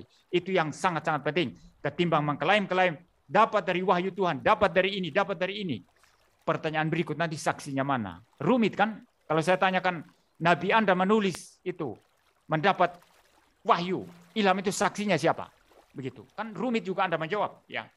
Nah, Alkitab 10 detik. tidak mementingkan hal-hal yang tidak urgent seperti itu dan lebih mementingkan bahwa kitab-kitab itu sendiri menyatakan otoritas ilahi. Iya, thank you. Kitab-kitab itu menyatakan otoritas ilahi. Kalimat tersebut mengakhiri waktu dan juga penjelasan dari Pendeta MYM terhadap pertanyaan Guru Nda Zuma. Kita berikan lagi kepada Guru Nda untuk memberikan tanggapan berikutnya. Silakan Guru Nda, waktu berbicara sedikit ya, Abdah. Waktu Wow. berjalan ketika gurunda berbicara. Wow, keren sekali. Ternyata penulis dikatakan menerima ilham dari Tuhan dikarenakan tulisan mereka dipakai oleh gereja. Wah, mantap. Lalu Bapak sebagai orang yang katanya Ada S3. 3 alasan tadi. Maaf, saya potong. Ada 3 alasan tadi. Jangan hanya satu. Anda hafal semua enggak? Maaf. Dan nanti untuk apa? Untuk menyangga argumen Iya, gurunda di waktunya pendeta saya ya. belum Aman. sampai, nggak mungkin langsung ketiganya saya katakan Bapak. Sabar. Ya, Dilanjut lagi Sebagai silakan orang timer yang- jalankan. lulus S3 teolog, apokalips itu adalah membuka penutup cadar. Sementara ilham, wahyu adalah bisikan dari langit, dari Allah melalui perantaraan para malaikat kepada penulis. Harus Anda bedakan itu. Oleh karena itulah kemudian ketika saya tanya, siapa, dari mana sumbernya? Anda mengatakan prosesnya ilham itu ditulis dan dipakai gereja. Tidak bertentangan, tidak kontradiksi. Nanti kita buktikan, Pak. Kekacauan demi kekacauan yang ditorehkan dalam kitab Anda. Lalu kemudian ketika Anda mengatakan itu adalah sesuatu yang tidak penting, tidak urgen, kata Anda. Loh, bagaimana Anda bisa mengatakan itu adalah firman Tuhan, sementara asal-usulnya Anda nggak tahu? Hanya karena dasar dipakai oleh gereja pada awal mula. Oh, ini pasti ilham Tuhan. Gimana Anda bisa memahami sebuah pernyataan bahwa ini adalah firman Tuhan, diilhamkan oleh Tuhan, sementara Anda tidak punya ilmu untuk sampai ke sana? Ada pemberitaan, tapi tidak tahu dari mana asal-usulnya. Kalau kami tadi saya mengurai Al-Quran dari Rasulullah sampai kepada sahabat, sahabat kepada murid, murid kepada tabi'in, sampai seterusnya. Nah, Lukas terima dari mana ini? Tulisannya ini dapat dari mana? Setebal itu tulisannya dari mana? Sementara Yesus sendiri yang adalah sang firman, kata dia, kata teman Kristen, itu tidak berkata-kata, sangat berhati-hati dia menyampaikan sesuatu kepada Bani Israel. Apa yang aku katakan bukan dari diriku sendiri, tapi dari Dia yang telah mengutus aku. Aku tidak berkata-kata dari diriku sendiri, sesuai yang diperintah, kecuali yang diperintahkan untuk aku katakan. Lukas dasarnya apa mengatakan itu firman Tuhan? Teman Kristen mengatakan itu firman Tuhan, dasarnya apa? Sedangkan nyampai kepada Yesus saja tidak. Sampai kepada Yesus saja tidak. Oleh karena itulah kemudian, kalau ada sampai kepada Yesus, tolong tunjukkan kepada saya wahyu pertama yang diterima Yesus itu yang mana?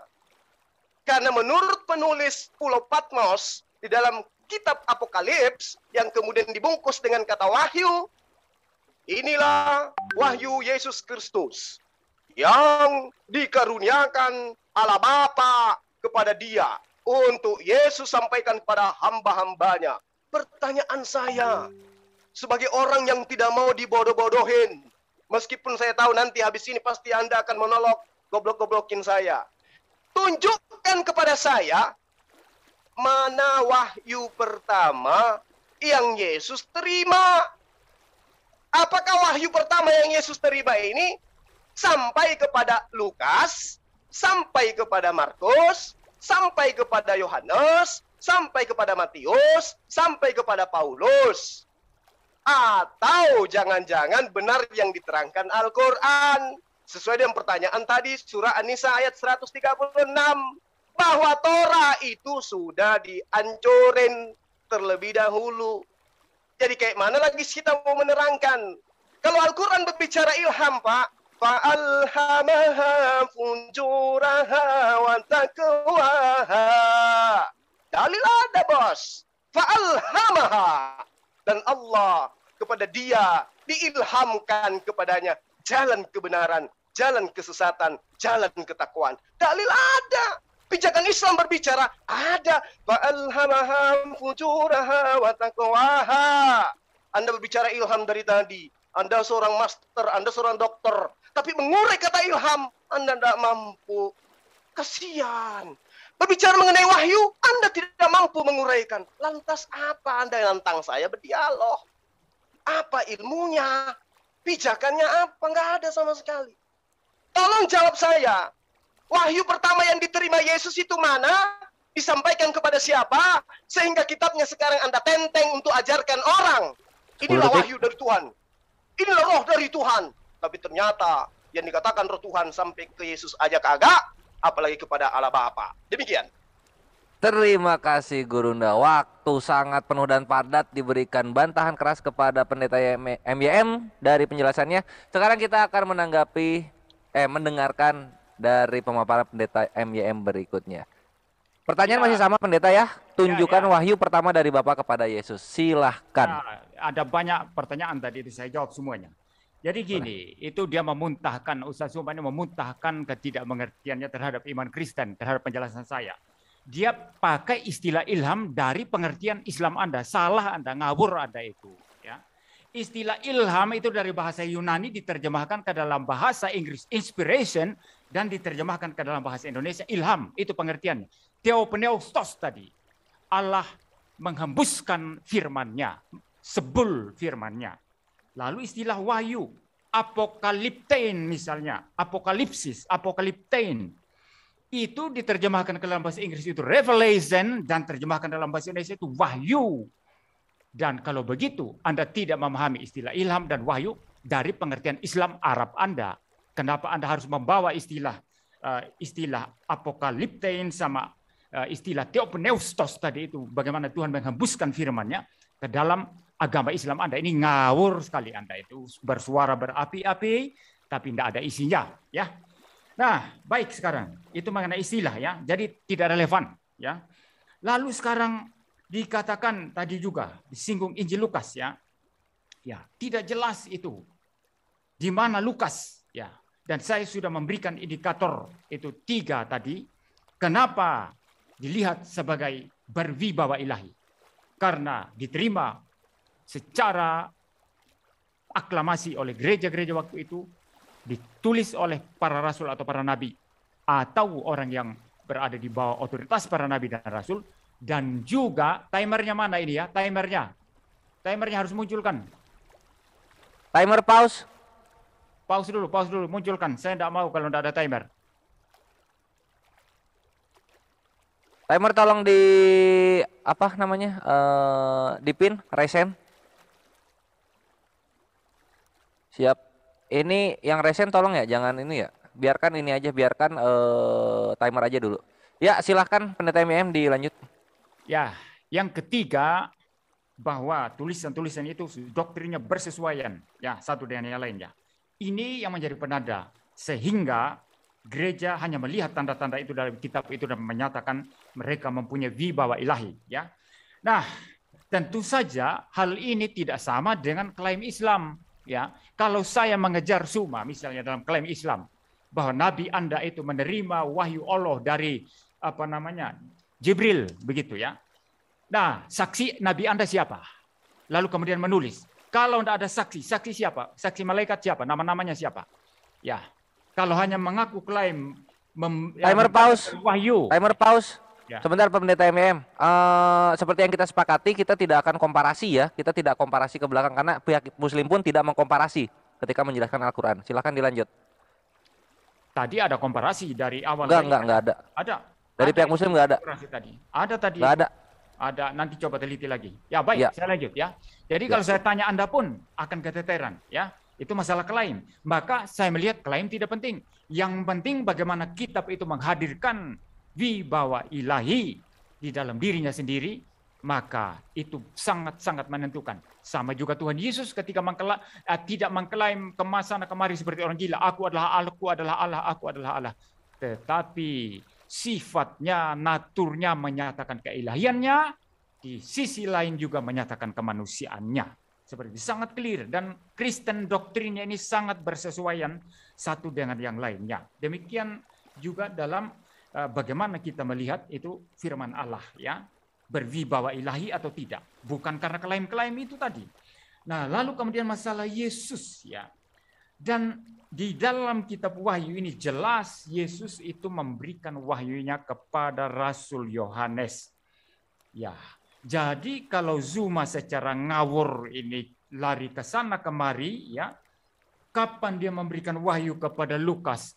kepada Petrus, kepada yang lain-lain ya. Kapan itu? Ketika Yesus hidup, ketika Yesus mengajar. Dia mengajar kepada mereka mempunyai otoritas ilahi karena Yesus adalah Allah. Disitulah dia berwahyu kepada mereka, dia mengajar kepada mereka. Ya, tetapi ketika membaca wahyu ini ya, wahyu pasal 1, inilah wahyu Yesus Kristus yang dikaruniakan Allah kepadanya supaya ditunjukkan kepada hamba-hambanya yang harus segera terjadi. Ini wahyu khusus kepada Yohanes di Pulau Patmos. Dan apa isinya kan selanjutnya bisa dibaca. Silakan saja semua membaca. Wahyu-wahyu penglihatan-penglihatan yang diberikan oleh Tuhan Yesus kepada Rasul Yohanes untuk ditulis di sana. Jelas sekali. Jadi ketika ditanyakan, kapan Yesus memberikan wahyu ini kepada Lukas, kepada macam-macam begitu ya. Wahyu ini diberikan kepada Yohanes khusus. Ayat ini menyatakan demikian. Tetapi kapan yang lain dapat? Para murid sudah mendapatkannya ketika mereka setiap hari bersama-sama dengan Yesus Kristus. Dia mengajar di hadapan mereka. Dia memberikan wahyunya kepada mereka. Dan mereka mendengarkan itu dengan teliti. Dan nantinya mereka mengajarkan sesuai dengan apa yang dikatakan oleh Yesus. Dan klaimnya adalah apa? Yesus adalah Tuhan. Yesus adalah Allah. Apa yang mereka sampaikan itu adalah sungguh benar adanya. Ya, saya kira sampai di sini. Iya, apa yang mereka sampaikan sungguh benar adanya, Gurunda. Silahkan langsung ditanggapi saja. Iya. Jadi saya katakan kepada Anda, Wahyu 1 nomor 1 itu jangan dipelintir dong. Ini kitab Anda seorang master, dokter lagi. Jangan dipelintir dalilnya. Ini sudah bahasa Indonesia, dipelintir lagi. Inilah wahyu Yesus Kristus yang dikaruniakan Allah kepada Yesus. Bukan kepada Yohanes, Pak. Kepada Yesus. Inilah wahyu Yesus Kristus yang dikaruniakan Allah kepadanya. Kepada Yesus. Supaya ditunjukkannya kepada hamba-hambanya. Apa yang harus terjadi segera. Dan oleh malaikatnya yang diutusnya. Ia telah menyatakan kepada hambanya Yohanes. Nah, itu baru kemudian Yesus menyatakan kepada Yohanes. Tapi awalnya wahyu Yesus Kristus itu dikaruniakan Allah kepadanya, itu Yesus itu yang menerima wahyu. Tapi kalau kemudian Anda mengatakan itu adalah Yohanes, oke. Tapi di dalam Yohanes 12:49 jelas di sana Yesus menerima firman dan menyampaikan firman. Yohanes 17 nomor 8 dikatakan, segala firman yang engkau berikan kepadaku telah aku sampaikan kepada mereka. Kalau Bapak membantah wahyu 1 nomor 1, silakan Anda tunjukkan wahyu pertama yang diterima oleh Yesus dari Allah itu yang mana? Yohanes 17 nomor 8. Segala firman yang engkau berikan kepadaku. Berarti Yesus menerima firman kan? Aku tidak berkata-kata dari diriku sendiri. Apa yang aku katakan adalah apa yang disampaikan oleh Bapa untuk aku sampaikan dan aku katakan. Berarti Yesus menerima firman. Tunjukkan firman pertama, wahyu pertama yang Yesus terima dari Allah Bapa. Itu yang pertama. Anda nggak bisa jawab itu. Kemudian ketika Anda mengatakan, ilham firman itu adalah ini dan itu karena diterima oleh gereja. Berarti standarisasi kebenaran yang Anda maksud adalah kalau gereja terima, benar. Kalau gereja tolak, tidak benar. Sekarang saya ingin membuktikan. Dari seluruh pengarang kitab Anda.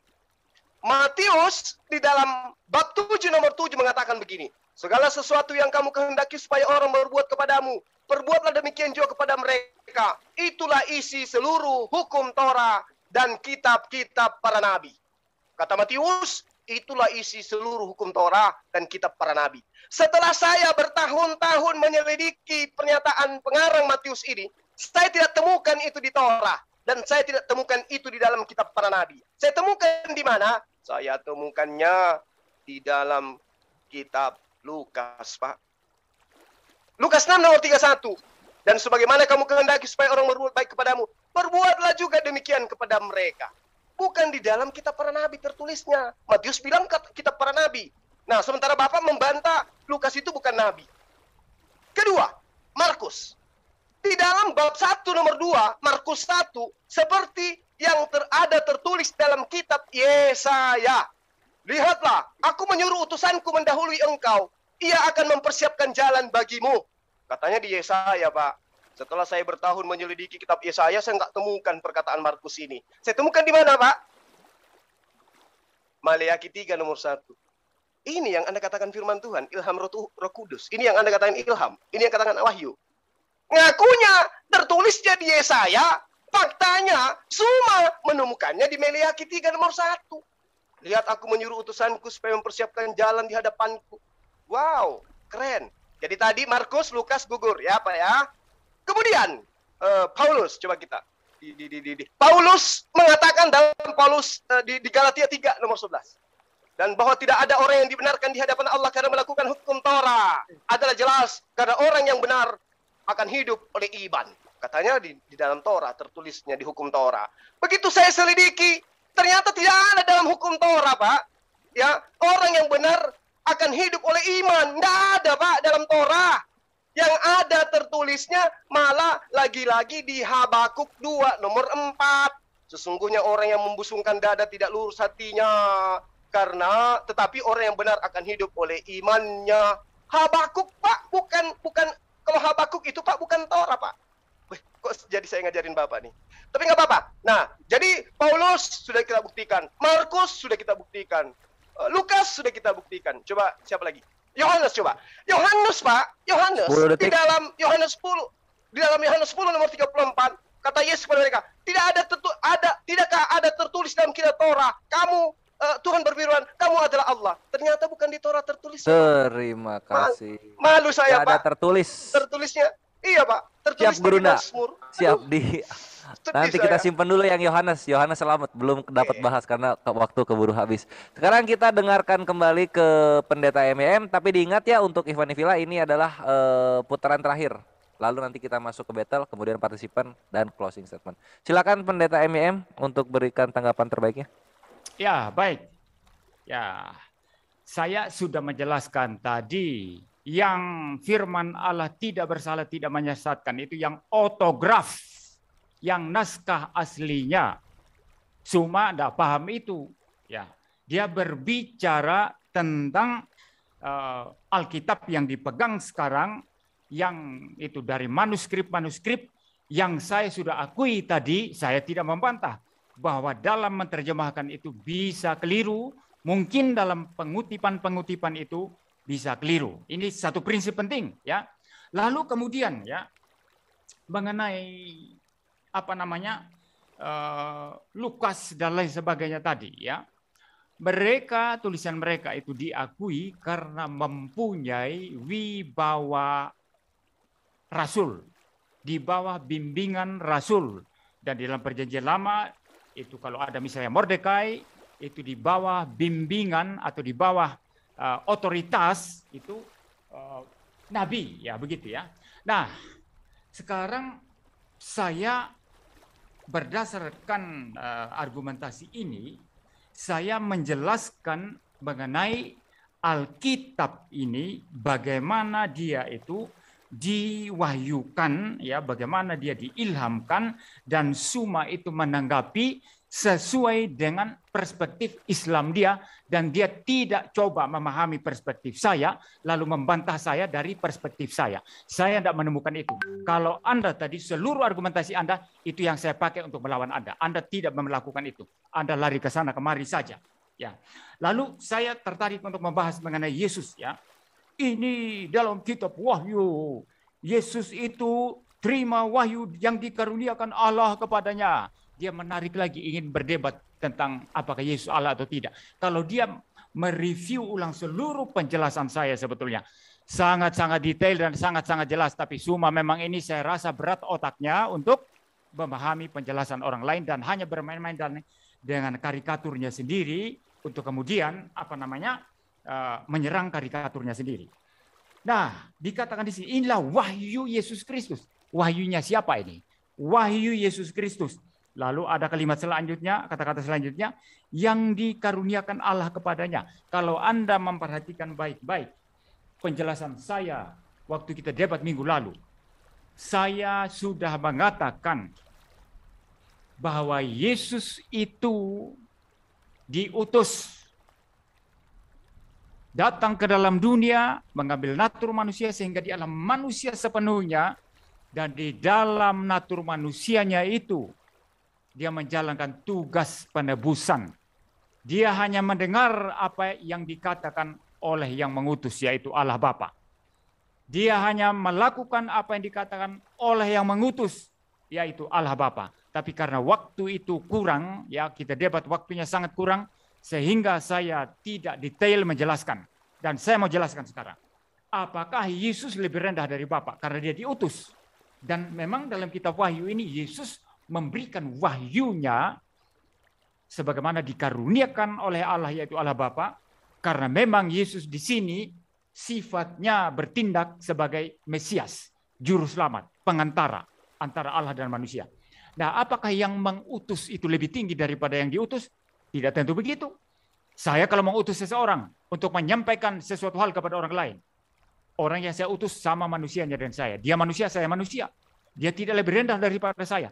Tapi dia harus setia menyuarakan apa yang saya sampaikan kepada dia. Bukan karena dia lebih rendah, tapi karena dia adalah utusan saya. Demikianlah Yesus Kristus bertindak sebagai utusan. Tetapi sebagai logos ilahi, dalam kealahannya, firman Allah Bapa adalah firman Yesus sendiri. Maka dalam Injil, dalam Wahyu Yohanes ini, ketika dikatakan, inilah wahyu Yesus Kristus, benar bahwa itu wahyu dia sendiri, sekaligus benar bahwa wahyu itu diterima dari Bapa. Karena Bapa dan Yesus adalah satu adanya, satu hakikat, satu substansi keilahian. Firman Bapa itulah firman Yesus, itulah firman Roh Kudus. Tidak mungkin terjadi pertentangan. Maka tidak ada masalah di sini. Inilah wahyu Yesus Kristus. Memang itu wahyu Yesus Kristus. Karena dia dalam rangka diutus sebagai Mesias. 10 detik. Berdiri di sini yang dikatakan, yang dikaruniakan Allah kepadanya. Tidak ada kontradiksi, tidak ada masalah di sini. Lalu waktu saya sudah habis. Ayat-ayat tadi masih banyak. Ya mudah-mudahan nanti saya bisa ada waktu untuk menjelaskan. Nggak apa-apa, ini masih ada sesi battle kok. Oke. Nanti masih bisa dijelaskan di situ. Ya, silakan. Oke, Gurunda, tanggapan terakhir sebelum kita masuk ke sesi battle, berikan semangatnya Gurunda. Tafadhol. Oke. Jadi Anda sangat-sangat tidak akademisi, ya, tidak sesuai dengan titel. Anda mengatakan terjemah, itu terjemah. Nah, itulah makanya saya Anda katakan. jangan bicara terus nggak sesuai titel, itu tidak masuk dalam debat. Anda sudah melebar Iya. ini. Kalau Karena Oke, sesuai Gurunda, gini untuk aja. kali ini Gini aja. aku benarkan pendeta MIM. Tafadhol Gurunda, dilanjut tanpa kesana. Ya, oke, Silakan. nggak apa-apa. Oke, ya. Jadi Anda mengatakan naskah aslinya itu tidak salah. Tunjukkan pada saya, mana naskah aslinya. Ada nggak bisa tunjukkan itu. Oh, cuma mengatakan naskah asli. Kenapa Wahyu terakhir sebagai batu sandungan untuk kitab kita sebelum Al-Quran? Itu makanya Allah berfirman dalam bahasa Arab. Karena bahasa Arab itu memiliki disiplin ilmu yang bisa digunakan untuk mengkritisin terjemah, mengkritisin original teksnya. Anda mengatakan, kenapa kemudian terjemahan yang salah? Kalau ilham, Pak, kalau Roh Kudus yang mengilhamkan dan itu wahyu, tidak akan salah seperti yang saya uraikan tadi. Itu tidak akan pernah salah. Katanya di Torah, tertulisnya di Maleaki. Katanya di Yesaya, tertulisnya di Mazmur. Ini wahyu, ini ilham yang Anda katakan itu. Terus sebagai orang yang terpelajar, tokoh agama, apa yang bisa Anda berikan kepada jemaat, kepada umat untuk mencerdaskan anak bangsa ini berdasarkan dengan apa yang Anda tahu? Jangan Anda sembunyikan, uraikan kebenaran itu. Ya, Al-Quran diterjemahkan ke dalam seluruh bahasa. Ketika terjemahan ini kemudian ada keliru, kembali kepada original teksnya. Makanya Al-Quran selalu disertakan. Al-Quran selalu menentang orang. Ya, bahkan Allah mengatakan, silakan tampilkan, hadirkan orang terhebat kalian. Buktikan kalau Al-Quran itu bukan dari Allah. Kitab Anda baru segini aja, Anda sudah menampakkan sesuatu yang tidak sangat tidak akademis. Kemudian pertanyaan saya, Pak, kalau Yesus itu menerima firman dari Allah sebagai utusan Tuhan, tolong tunjukkan kepada saya mana firman Tuhan yang pertama kali diterima oleh Yesus, supaya saya paham, oh ternyata Yesus menerima firman, yang pertama itu adalah ini, kemudian disampaikan kepada ini, lalu disampaikan kepada ini. Mana Pak, mana? Layaknya Al-Quran, diterima baginda Rasulullah Muhammad SAW, Iqra bismi rabbikal ladzi khalaq, khalaqal insana min 'alaq. Sampai kepada semua sahabat, bunyinya sama. Iqra bismi rabbikal ladzi khalaq, khalaqal insana min 'alaq. Mana? Yesus katanya firman. Tidak berkata-kata dari dirinya sendiri. Apa yang dikatakan adalah apa yang difirmankan oleh Tuhan untuk ia sampaikan. Tapi kok pengarang-pengarang kitab Anda kok nggak menuliskan firman yang diterima oleh Yesus? Kalau dikatakan dituliskan dari firman Yesus, firman yang mana yang pertama diterima oleh Yesus? Segala firman yang engkau berikan kepadaku telah aku sampaikan kepada mereka. Mana firman itu? Kalau Anda mau saksi, Bapak, Al-Quran diwahyukan 23 tahun kurang lebih. Disaksikan oleh para sahabat. Makanya mereka itu menghafalkan dan menuliskan. Karena mereka menyaksikan kebenaran itu. Sekarang, siapa ya saksi melihat Lukas bertemu Yesus? Siapa saksi melihat Markus ketemu Yesus? Sehingga tulisannya setebal itu dari mana? Dari pengilhaman. Dari kata ilham saja ambil dari Quran. Dari kata wahyu aja ambil dari Quran. Anda mengatakan Anda punya istilah lain. Gunakan istilah itu. Apakah kena? Kan tidak. Ilham itu adalah wahyu dari Allah. Anda gunakan ternyata catatan-catatan mereka bukan ilham dari Allah. Entah dari mana. Dari Yesus aja kagak. Apalagi dari Allah. Oleh karena itu pertanyaan saya. Anda belum jawab. Wahyu pertama yang diterima oleh Yesus dari Allah Bapa itu yang mana? Lalu disampaikan kepada siapa? Itu loh Pak pertanyaan saya. Sederhana. Di mana Bapak itu harusnya mempertanggungjawabkan itu. Karena Bapak adalah tokoh yang harus mencerdaskan anak bangsa. Oh, ini adalah firman Tuhan. Tuhan kita datang dalam rupa manusia. Setelah sampai kepada dirinya manusia, dia menyampaikan firman kepada Lukas. Firman yang pertama diterima Lukas dari Tuhan manusia bernama Yesus adalah ini. Sampai Anda imani. Lawang ini nggak tahu yang mana yang diterima. Gimana mau dikatakan firman Tuhan? Oleh karena itulah Bapak, saya Zulkifli Abbas sangat menentang keras orang Kristen menggunakan kata Allah. Sangat menentang keras orang Kristen menggunakan kata Alkitab, ilham, wahyu, nabi, rasul. Karena nggak cocok, nggak sepadan dengan konsep iman Anda. Harusnya konsep yang Anda lakukan itu adalah gereja-gereja Romawi Yunani, orang-orang yang tidak bersunat itu, yang makan babi itu menerima pemberitaan dari orang-orang yang tidak jelas, tidak sampai kepada nabi-nabi Israel. Itu baru betul. Tidak sampai kepada nabi-nabi Israel. Iya. Terima kasih, ini sangat seru, makin malam makin panas dan makin sini makin banyak ya ke argumen-argumen ikonik dari Pendeta MYM dan juga Gurunda Juma. Kita semakin dekat kepada penghabisan Ikhwani Filah. Lanjut ke sesi battle, siapkan seluruh semangat dari para narasumber ini. Kalau mau minum terlebih dahulu. Udah pada minum belum? Gurunda udah minum? Pendeta MYM udah minum? Ya, lanjut aja. Kita lanjut kalau begitu langsung ke sesi battle. 10 menit akan bergulir. Tanpa panjang lebar lagi, silahkan Pendeta dan Gurunda. Ya, Oke, ada banyak hal yang sebentar Anda tadi saya kasih waktu, saya yang bicara lebih dahulu sekarang. Ya, tadi silakan. ada banyak pertanyaan-pertanyaan, tentu waktu sangat sedikit 10 menit, tapi saya mendengar Anda mempertanyakan, naskah aslinya mana? Naskah asli Alkitab mana? Saya bisa membalikkan pertanyaan ini kepada Anda. Naskah asli Al-Quran di mana? Jangan bilang kepada saya Al-Quran yang ada sekarang sesuai dengan aslinya. Tradisi Al-Quran itu Pak, lisan Pak. No. Lisan. No. Iya, Tradisi Al-Quran lisan, Pak. Ya, justru tradisi lisan itu sangat rentan untuk diputar balik. Tradisi nggak bisa, karena kami menghafal. Ketika ada satu balik. salah kata, pasti akan dibenarkan oleh penghafal lainnya. Ayo, Iya, sekarang tradisi Anda adalah tradisi tulisan. Tunjukkan kepada saya. Justru karena gini loh. Anda mengatakan ya tadi mempertanyakan naskah asli saya, ya naskah asli saya. Maka saya membalikan begini. Kalau memang yang paling penting Anda itu tradisi lisan, mengapa harus nulis? Anda teruskan aja dengan tradisi lisan. Lah, Tapi kami dengan tulisan dan lisan. Dengar Coba. saya dulu. Justru Timer pause. Justru Sebentar, karena ini tradisi timer pause. Ya. Timer ini diulang ke 906. Begini. Sebentar, Pendeta MYM ini tidak diperkenankan untuk bertanya balik ya. Karena ini posisinya pendeta MYM membela keimanan pendeta MYM gitu. Loh, justru Bukan itu. bertanya ke Al-Quran. Justru itu relevan. Gurunda nggak Nah, bertanya ini ke loh. Bible ketika kita Nah, sesi battle tadi. ini Silakan relevan. dijelaskan. Ini Silakan. relevan. Begini pendeta MYM, begini. Dia Kuat mempertanyakan. argumen mengenai bahwa tradisi tulisan itu lebih kuat dari lisan. Tapi jangan dibuat argumennya itu bertanya gitu loh. Loh, Dipahami ya? jelas, ini kan battle, saling bertanya dong, saling bertanya, saling menjawab dong. Ini battle. Iya, tapi kok. jangan bertanyanya mengenai ke Al-Quran, jangan ke sana. Tadi dia mempertanyakan naskah asli saya. Justru senjata itu saya bisa balikan Ya kepada buktikan dia. aja Ya, jangan dibalikan, dijawab. Tadi Gurunda itu tidak membalikan loh ketika sesi battle. Menjawab pertanyaan bisa membalikan pertanyaan lawan itu bahwa pertanyaannya itu mustahil. Oh, itu Pertanyaan Iya, dia tapi impossible. membalikan boleh, tapi harus menjelaskan. Ya, saya menjelaskan ini. Makanya dia Oke, kita titik beratkan di menjelaskan ya. Aku Saya akan menjelaskan diulang lagi. Timer silakan diulang di 9. 9:06 bisa nggak sih?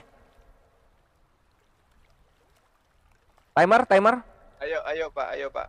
Kita sampaikan kebenaran. Ayo, silakan. Ya udah 9 aja lah ya. Oke.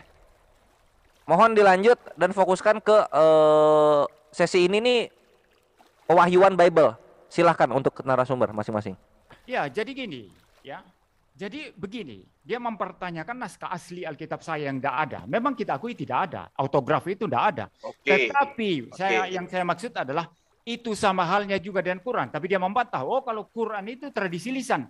Kalau betul Iya, nggak lisan, apa-apa, nggak masalah. Ya, Nggak masalah. kalau- Bagi ya, kami, dengar saya bagi dulu. kami tidak ada Kalau tulisan tulisan atau itu tidak original penting, teks, ya, nggak masalah. dengar saya dulu. Yang penting kami hafal. Kalau tidak ada Nah. kalau tulisan itu tidak penting, kenapa tidak lisan saja sampai sekarang? Kenapa perlu Nah, menulis masih Quran? lisan sampai sekarang, Sampai Lalu sekarang masih Quran yang lisan. Anda pegang, Tapi ya, lisan itu Quran yang Anda dikuatkan pegang di dengan mana? tulisan. Nah, Quran sekarang yang Anda kitab pegang Anda, signifikasinya di kok mana? larinya ke Al-Quran? Bapak, Nah. kitab Anda tidak lisan, tidak tertulis. Kayak Dengar mana dulu. Anda mengatakan bahwa Dengar dulu. terjemahan yang ada di Indonesia ini adalah firman Quran Tuhan? Anda itu Loh, kok yang jadi Anda ke pegang Al-Quran, sekarang ini Pak, kok lari ke signifikasinya Al-Quran? Timer pause, Ini timer kitab pause. Anda. Timer Kitab pause. Anda sekarang. Gini loh. Sayang Quran itu ilmu, Anda Ini Pak. kenapa? itu Sebentar. Afwan, Kenapa sebentar. lari ke Aku mute Al-Quran? dulu. Gurunda juga Afwan ya. Aku mute dulu. Pendeta MYM gua mute dulu juga. Maaf banget ini. Jadi gini. Ini kenapa ke Al-Quran lagi, pendeta? Bible-nya diperkuat. Bukan begitu. Gini loh, saya menjelaskan. Kalau Kenapa dia lo menyerang nggak keimanan bisa nge-mute saya, gua? yang dia juga nggak bisa bertahan, begini loh. Kalau dia menyerang keimanan saya, yang dia sendiri juga bolong di sana, saya serang dia. Ya udah kan Apa sesi salahnya? yang dia Dalam sendiri debat bolong itu wajar udah itu. di awal, pendeta. Itu udah di awal, udah lewat Oh, sesinya. Itu tidak disinggung tadi. Itu tidak disinggung tadi. Ya kenapa nggak disinggung ketika bertanya, Itu tidak pendeta? disinggung. Kenapa nggak disinggung Saya ketika sudah ketika singgung. waktu sesi bertanyanya? Budaya lisan di Saya Al-Quran saya sudah bertanya, singgung. gini loh. Saya bertanya sesuai relevan dengan argumentasi dia. Saya Sebentar, tidak boleh gini aja deh, berkemana-mana. gini aja Saya- karena Oh, iya. bentar dulu. Al-Quran Gurunda, tradisi bentar pendeta, lisan. bentar. Gurunda, Afwan, Gurunda. Gurunda, kalau misalnya dia bertanya balik ke Al-Quran, Gurunda siap menanggapi? Berarti ini sesi Al-Quran dong. Ya itu dia makanya. Tidak, gini loh. Anda menanyakan sesuatu yang Anda sendiri bolong. Artinya Anda tidak bisa menjawab pertanyaan saya. Anda pun Sampai nggak Anda bisa. harus lari ke Ya, Al-Quran. sama halnya. Anda pun tidak bisa menjawab untuk Quran. Loh Oke, gimana saya ini katakan sesi kepada siapa, Rama. pendeta? Pendeta ini sesi Adinda. siapa? Adinda, 20 detik. Ya. Saya katakan kepada Anda. Boleh. Al-Quran datang kepada baginda Rasul Muhammad SAW. Rasul Muhammad SAW menyampaikan tradisi lisan kepada sahabatnya. Mereka menghafalkan. Dah, selesai. Tapi hafalan bisa salah. Tidak ada orang bisa Terserah hafal sampai- bisa Nah, salah gini, ataupun kita praktek. tidak, yang pasti seluruh sahabat yang menghafalkan iman dan Anda- sampai hari ini ada jutaan umat manusia yang menghafalkan Al-Quran mulai dari usia 5 tahun sampai usia 70 tahun. Kitab Anda dari Yesus ke Lukas, ada yang budaya lisan? Yo, Tidak timer ada. play. Ada budaya tulisan? Tidak ada juga. Terus kenapa Anda mengatakan tulisan yang ada di Indonesia ini sebagai firman Tuhan? Apa dasar Anda? Silakan.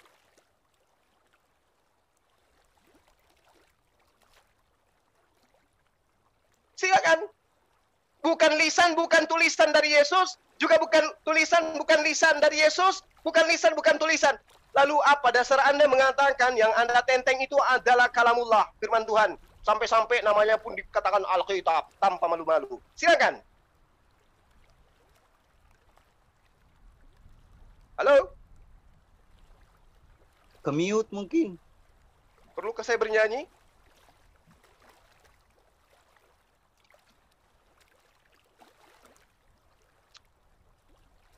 budaya lisan. Rasulullah ikra bismi rabbikal ladzi khalaq.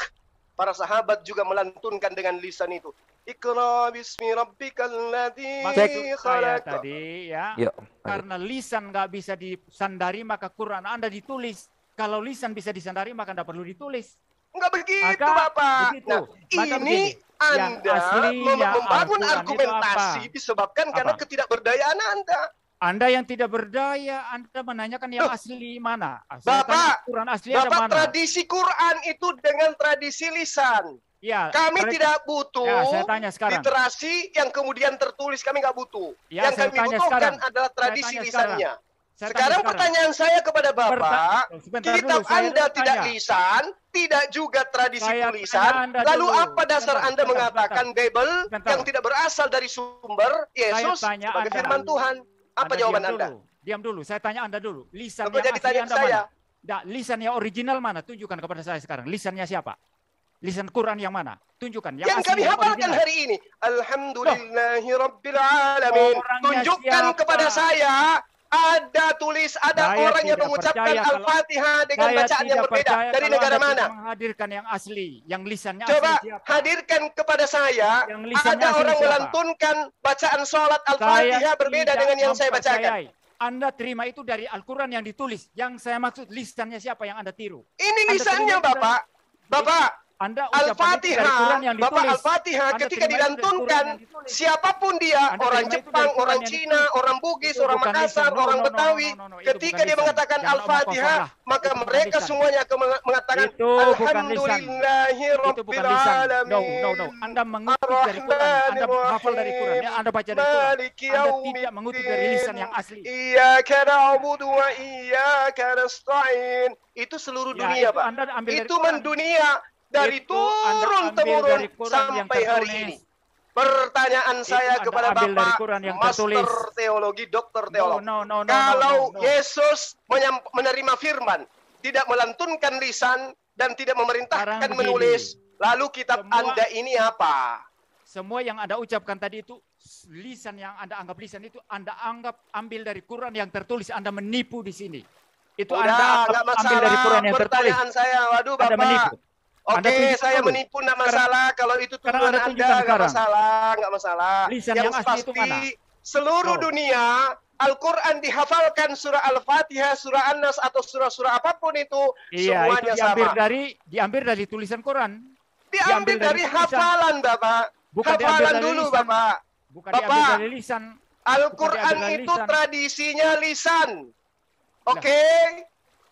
Nah, Semua sekarang itu diambil dari Quran yang nanti tertulis. dituliskan setelah para penghafal sebagian ada yang gugur di medan perang. Sekarang pertanyaan Anda saya jangan kepada menipu kitab di Anda. sini.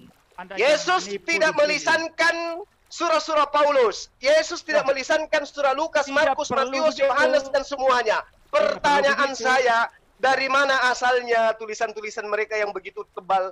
Yesus Saya mengajar sudah cuma 3 menjelaskan tahun, tadi. Bapak. Bapak, Roh. Yesus mengajar cuma 3 tahun. Dari mana Lukas menerima pemberitaan Anda begitu diam tebal, dulu, jangan- Markus begitu tebal, Yohanes Anda begitu tebal, nyerocos surah-surah terus. Paulus begitu tebal. Ya, Bahkan Anda- Paulus, Rasul Anda menuliskan di dalam penjara. Dari mana dia dapat? Inspirasi Anda dari diam, mana sekarang itu? saya jawab. Tolong Anda jawab. Anda diam, sekarang saya jawab. Saya sudah Silakan. menjelaskan tadi. Mereka mendapat ilham dari Roh Kudus, mendapat wahyu dari Tuhan, dari Allah. Dari mana Untuk Anda menulis. mengatakan Ya. ilham dari Roh Kudus sementara sumbernya itu adalah Yesus? Loh, Yang sang sumbernya firman adalah Yesus, Pak. Yesus yang memberikan kepada mereka karena Yesus adalah Dari Allah. mana? Mana Yesus dalilnya? adalah Tunjukkan Allah. pada saya. Loh, Yesus Tunjukkan. adalah Allah. Dia bisa memberikan Mana? Tunjukkan firman-Nya. dalilnya. Karena Di Yesus mana adalah Yesus Allah. mengatakan itu? Di mana? Jelas Yohanes 1 ayat 1 mengatakan Yesus Itu tulisan adalah Yohanes, Pak. Logos. Itu pengakuan Yohanes. Dia adalah Yang firman. saya minta pengakuan Yesusnya mana? Loh, kok pengakuan Yesus? Lah, dia Yang sang menulis- firman. Loh, Yang mana yang menulis sang Yohanes. firman? Yohanes atau Yesus, Pak? Yang menulis Yohanes, bukan Ya, Yesus. menulis. Yohanes Ya. menulis dari Yesus, kan? Yohanes menulis berdasarkan ilham Allah yang dia dapat. Bukan Dan dari Yesus. Masalahnya apa? Bukan Yesus dari adalah Yesus. Allah. Yesus adalah Allah. Jadi ilham itu dari Oh, Bapa, nah, dari sekarang Yesus, dari Roh tunjukkan Kudus. pada saat Ya, Yesus Yesus 3 tahun adalah keliling di Allah. Galilea, di Ya. mana dia memerintahkan penulis-penulis ini untuk menulis? Tidak perlu memerintahkan, dia mengajar murid-murid mencatat. Nggak perlu Oke, memerintahkan. oke, 3 Dia tahun loh ya. mengajar murid-murid 3 mencatat. tahun Yesus Ya. mengajar. Oke, 3 Nah, tahun. lalu. Pada Ya, saat lalu. 3 tahun Yesus mengajar, pernahkah Lukas ini duduk di hadapannya? Makanya dengar baik-baik penjelasan saya tadi. Lukas ini berada di bawah wibawa para rasul. Dia bertanya kepada para rasul di Yerusalem. Ya, Bahkan dia rasulnya ikut siapa namanya Paulus. rasulnya, Pak? Ya. Rasulnya siapa namanya? Rasul-rasul di Yerusalem ya Petrus, Yohanes, Yakobus dan semua Nah, rasul. tolong tunjukkan dalilnya Yang di mana meneliti. Petrus bertemu dengan Lukas. Loh, Alkitab merasa tidak penting mencatat itu. Oh, nggak bisa, Pak. Berarti Lukas, pewartaannya itu Ya, jelas tidak Lukas. bisa dipertanggungjawabkan. Ya, Pemberitaan Anda Lukas tidak bisa dipertanggungjawabkan Ya. kalau begitu, Bapak. Anda Contoh dengar. nih, contoh, Pak. Saya kasih. Dengar dulu. Saya bicara, kan Anda terus nyerocos aja, minta jawaban tapi nyerocos terus. Saya tidak saya tidak jawab. Nanti lalu Anda klaim-klaim diri menang. Ya, saya Bukan menang jelaskan atau sekarang. kalah di sini, Pak. Bukan. Ya. Ini kebenaran kita bicara, Pak. Ini Bukan kalah kebenaran. atau menang. Iya, saya benar. Alkitab saya Oke, benar. Anda benar. Anda yang menyerang. Tetapi Ya, kitab ya. Anda tidak benar karena tidak bersambung kepada Yesus. Gimana tuh? Kalau Anda mengatakan kitab saya tidak benar karena tidak bersambung kepada Yesus, karena Anda menafsir itu dengan kacamata Islam Anda, maka Anda tidak paham. Sekarang coba tunjukkan dengan tafsir Anda di mana Yesus berkata kepada Lukas. Contoh misalnya nih, saya kasih contoh nih Bapak. Di dalam pernyataan Lukas Saya 24 sudah nomor menjelaskan 44 sampai tadi. 46. Tertulis di dalam kitab Mazmur Dengar dan juga dulu. kitab-kitab para nabi. Sabar Pak, sabar. Anda Saya kasih bicara Anda. itu dari kacamata Aduh. Islam Anda. Anda bicara Ini itu saya dari bawa kacamata kitab Islam. Anda loh Pak. Saya mengatakan Bapak, tadi, saya menghargai Bapak Para sebagai orang penulis Alkitab akademisi. itu menulis. Tolong dengarkan saya. Lukas Nah, mencatat, saya jawab dia dulu. mengatakan Yesus berkata bahwa benarlah apa yang tertulis tentang aku di dalam kitab Torah, kitab Mazmur dan kitab para nabi, bahwa aku akan mati dan bangkit pada hari ketiga. Tunjukkan Sekarang kepada gini saya loh. di kitab para nabi mana tertulis itu.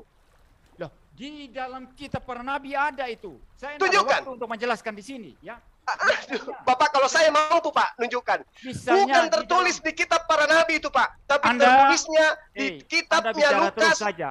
Anda Kisah bicara para terus Rasul tidak 10 nomor mendengarkan. 40. Yesus Ya. telah bangkit. Yesus telah bangkit pada hari Anda ketiga. bicara terus tidak Itu ada pernah di dalam mendengarkan saya, dan Kisah Anda para bicara Rasul. terus waktu habis sehingga saya tidak bisa menjawab dan Anda merasa menang. Ini sesuatu Lalu penipuan di luar dalam biasa. catatan Paulus juga dikatakan 1 Korintus 19 nomor 4, Anda Paulus bicara terus, Yesus ya. telah bangkit pada hari ketiga. Ternyata Cuma Lukas salah Anda bicara mengatakan terus, ada ya. tertulis di kitab para nabi Mesias Anda akan nyerocos bangkit terus, pada hari saya tidak ketiga. ada waktu untuk Ternyata tidak menjawab. tertulis di kitab para nabi. Tertulisnya di surah Paulus Cuma. dan surahnya Lukas. Anda Ini bicara yang Anda katakan terus, firman ya. Tuhan. Anda bicara terus dan saya tidak ada waktu untuk menjawab dan Itu Anda untuk merasa menolong menang, Anda ya. karena Anda sudah Nggak- terbata-bata. nggak Oke, perlu. silakan Anda jelaskan. Ya, gini Saya loh. diam. Gini loh, ya. Menjelaskan gimana? Tinggal 12 detik. Menjelaskan apa saya? Anda pertanyaannya begitu banyak, lalu kemudian bicara terus dan Anda merasa Saya menang. Ini tidak adalah bertanya, satu saya penipuan menjelaskan luar biasa. membantu Anda untuk memahami. Anda menipu luar biasa. Anda tidak Kalau menjawab saya pertanyaan nipu, saya.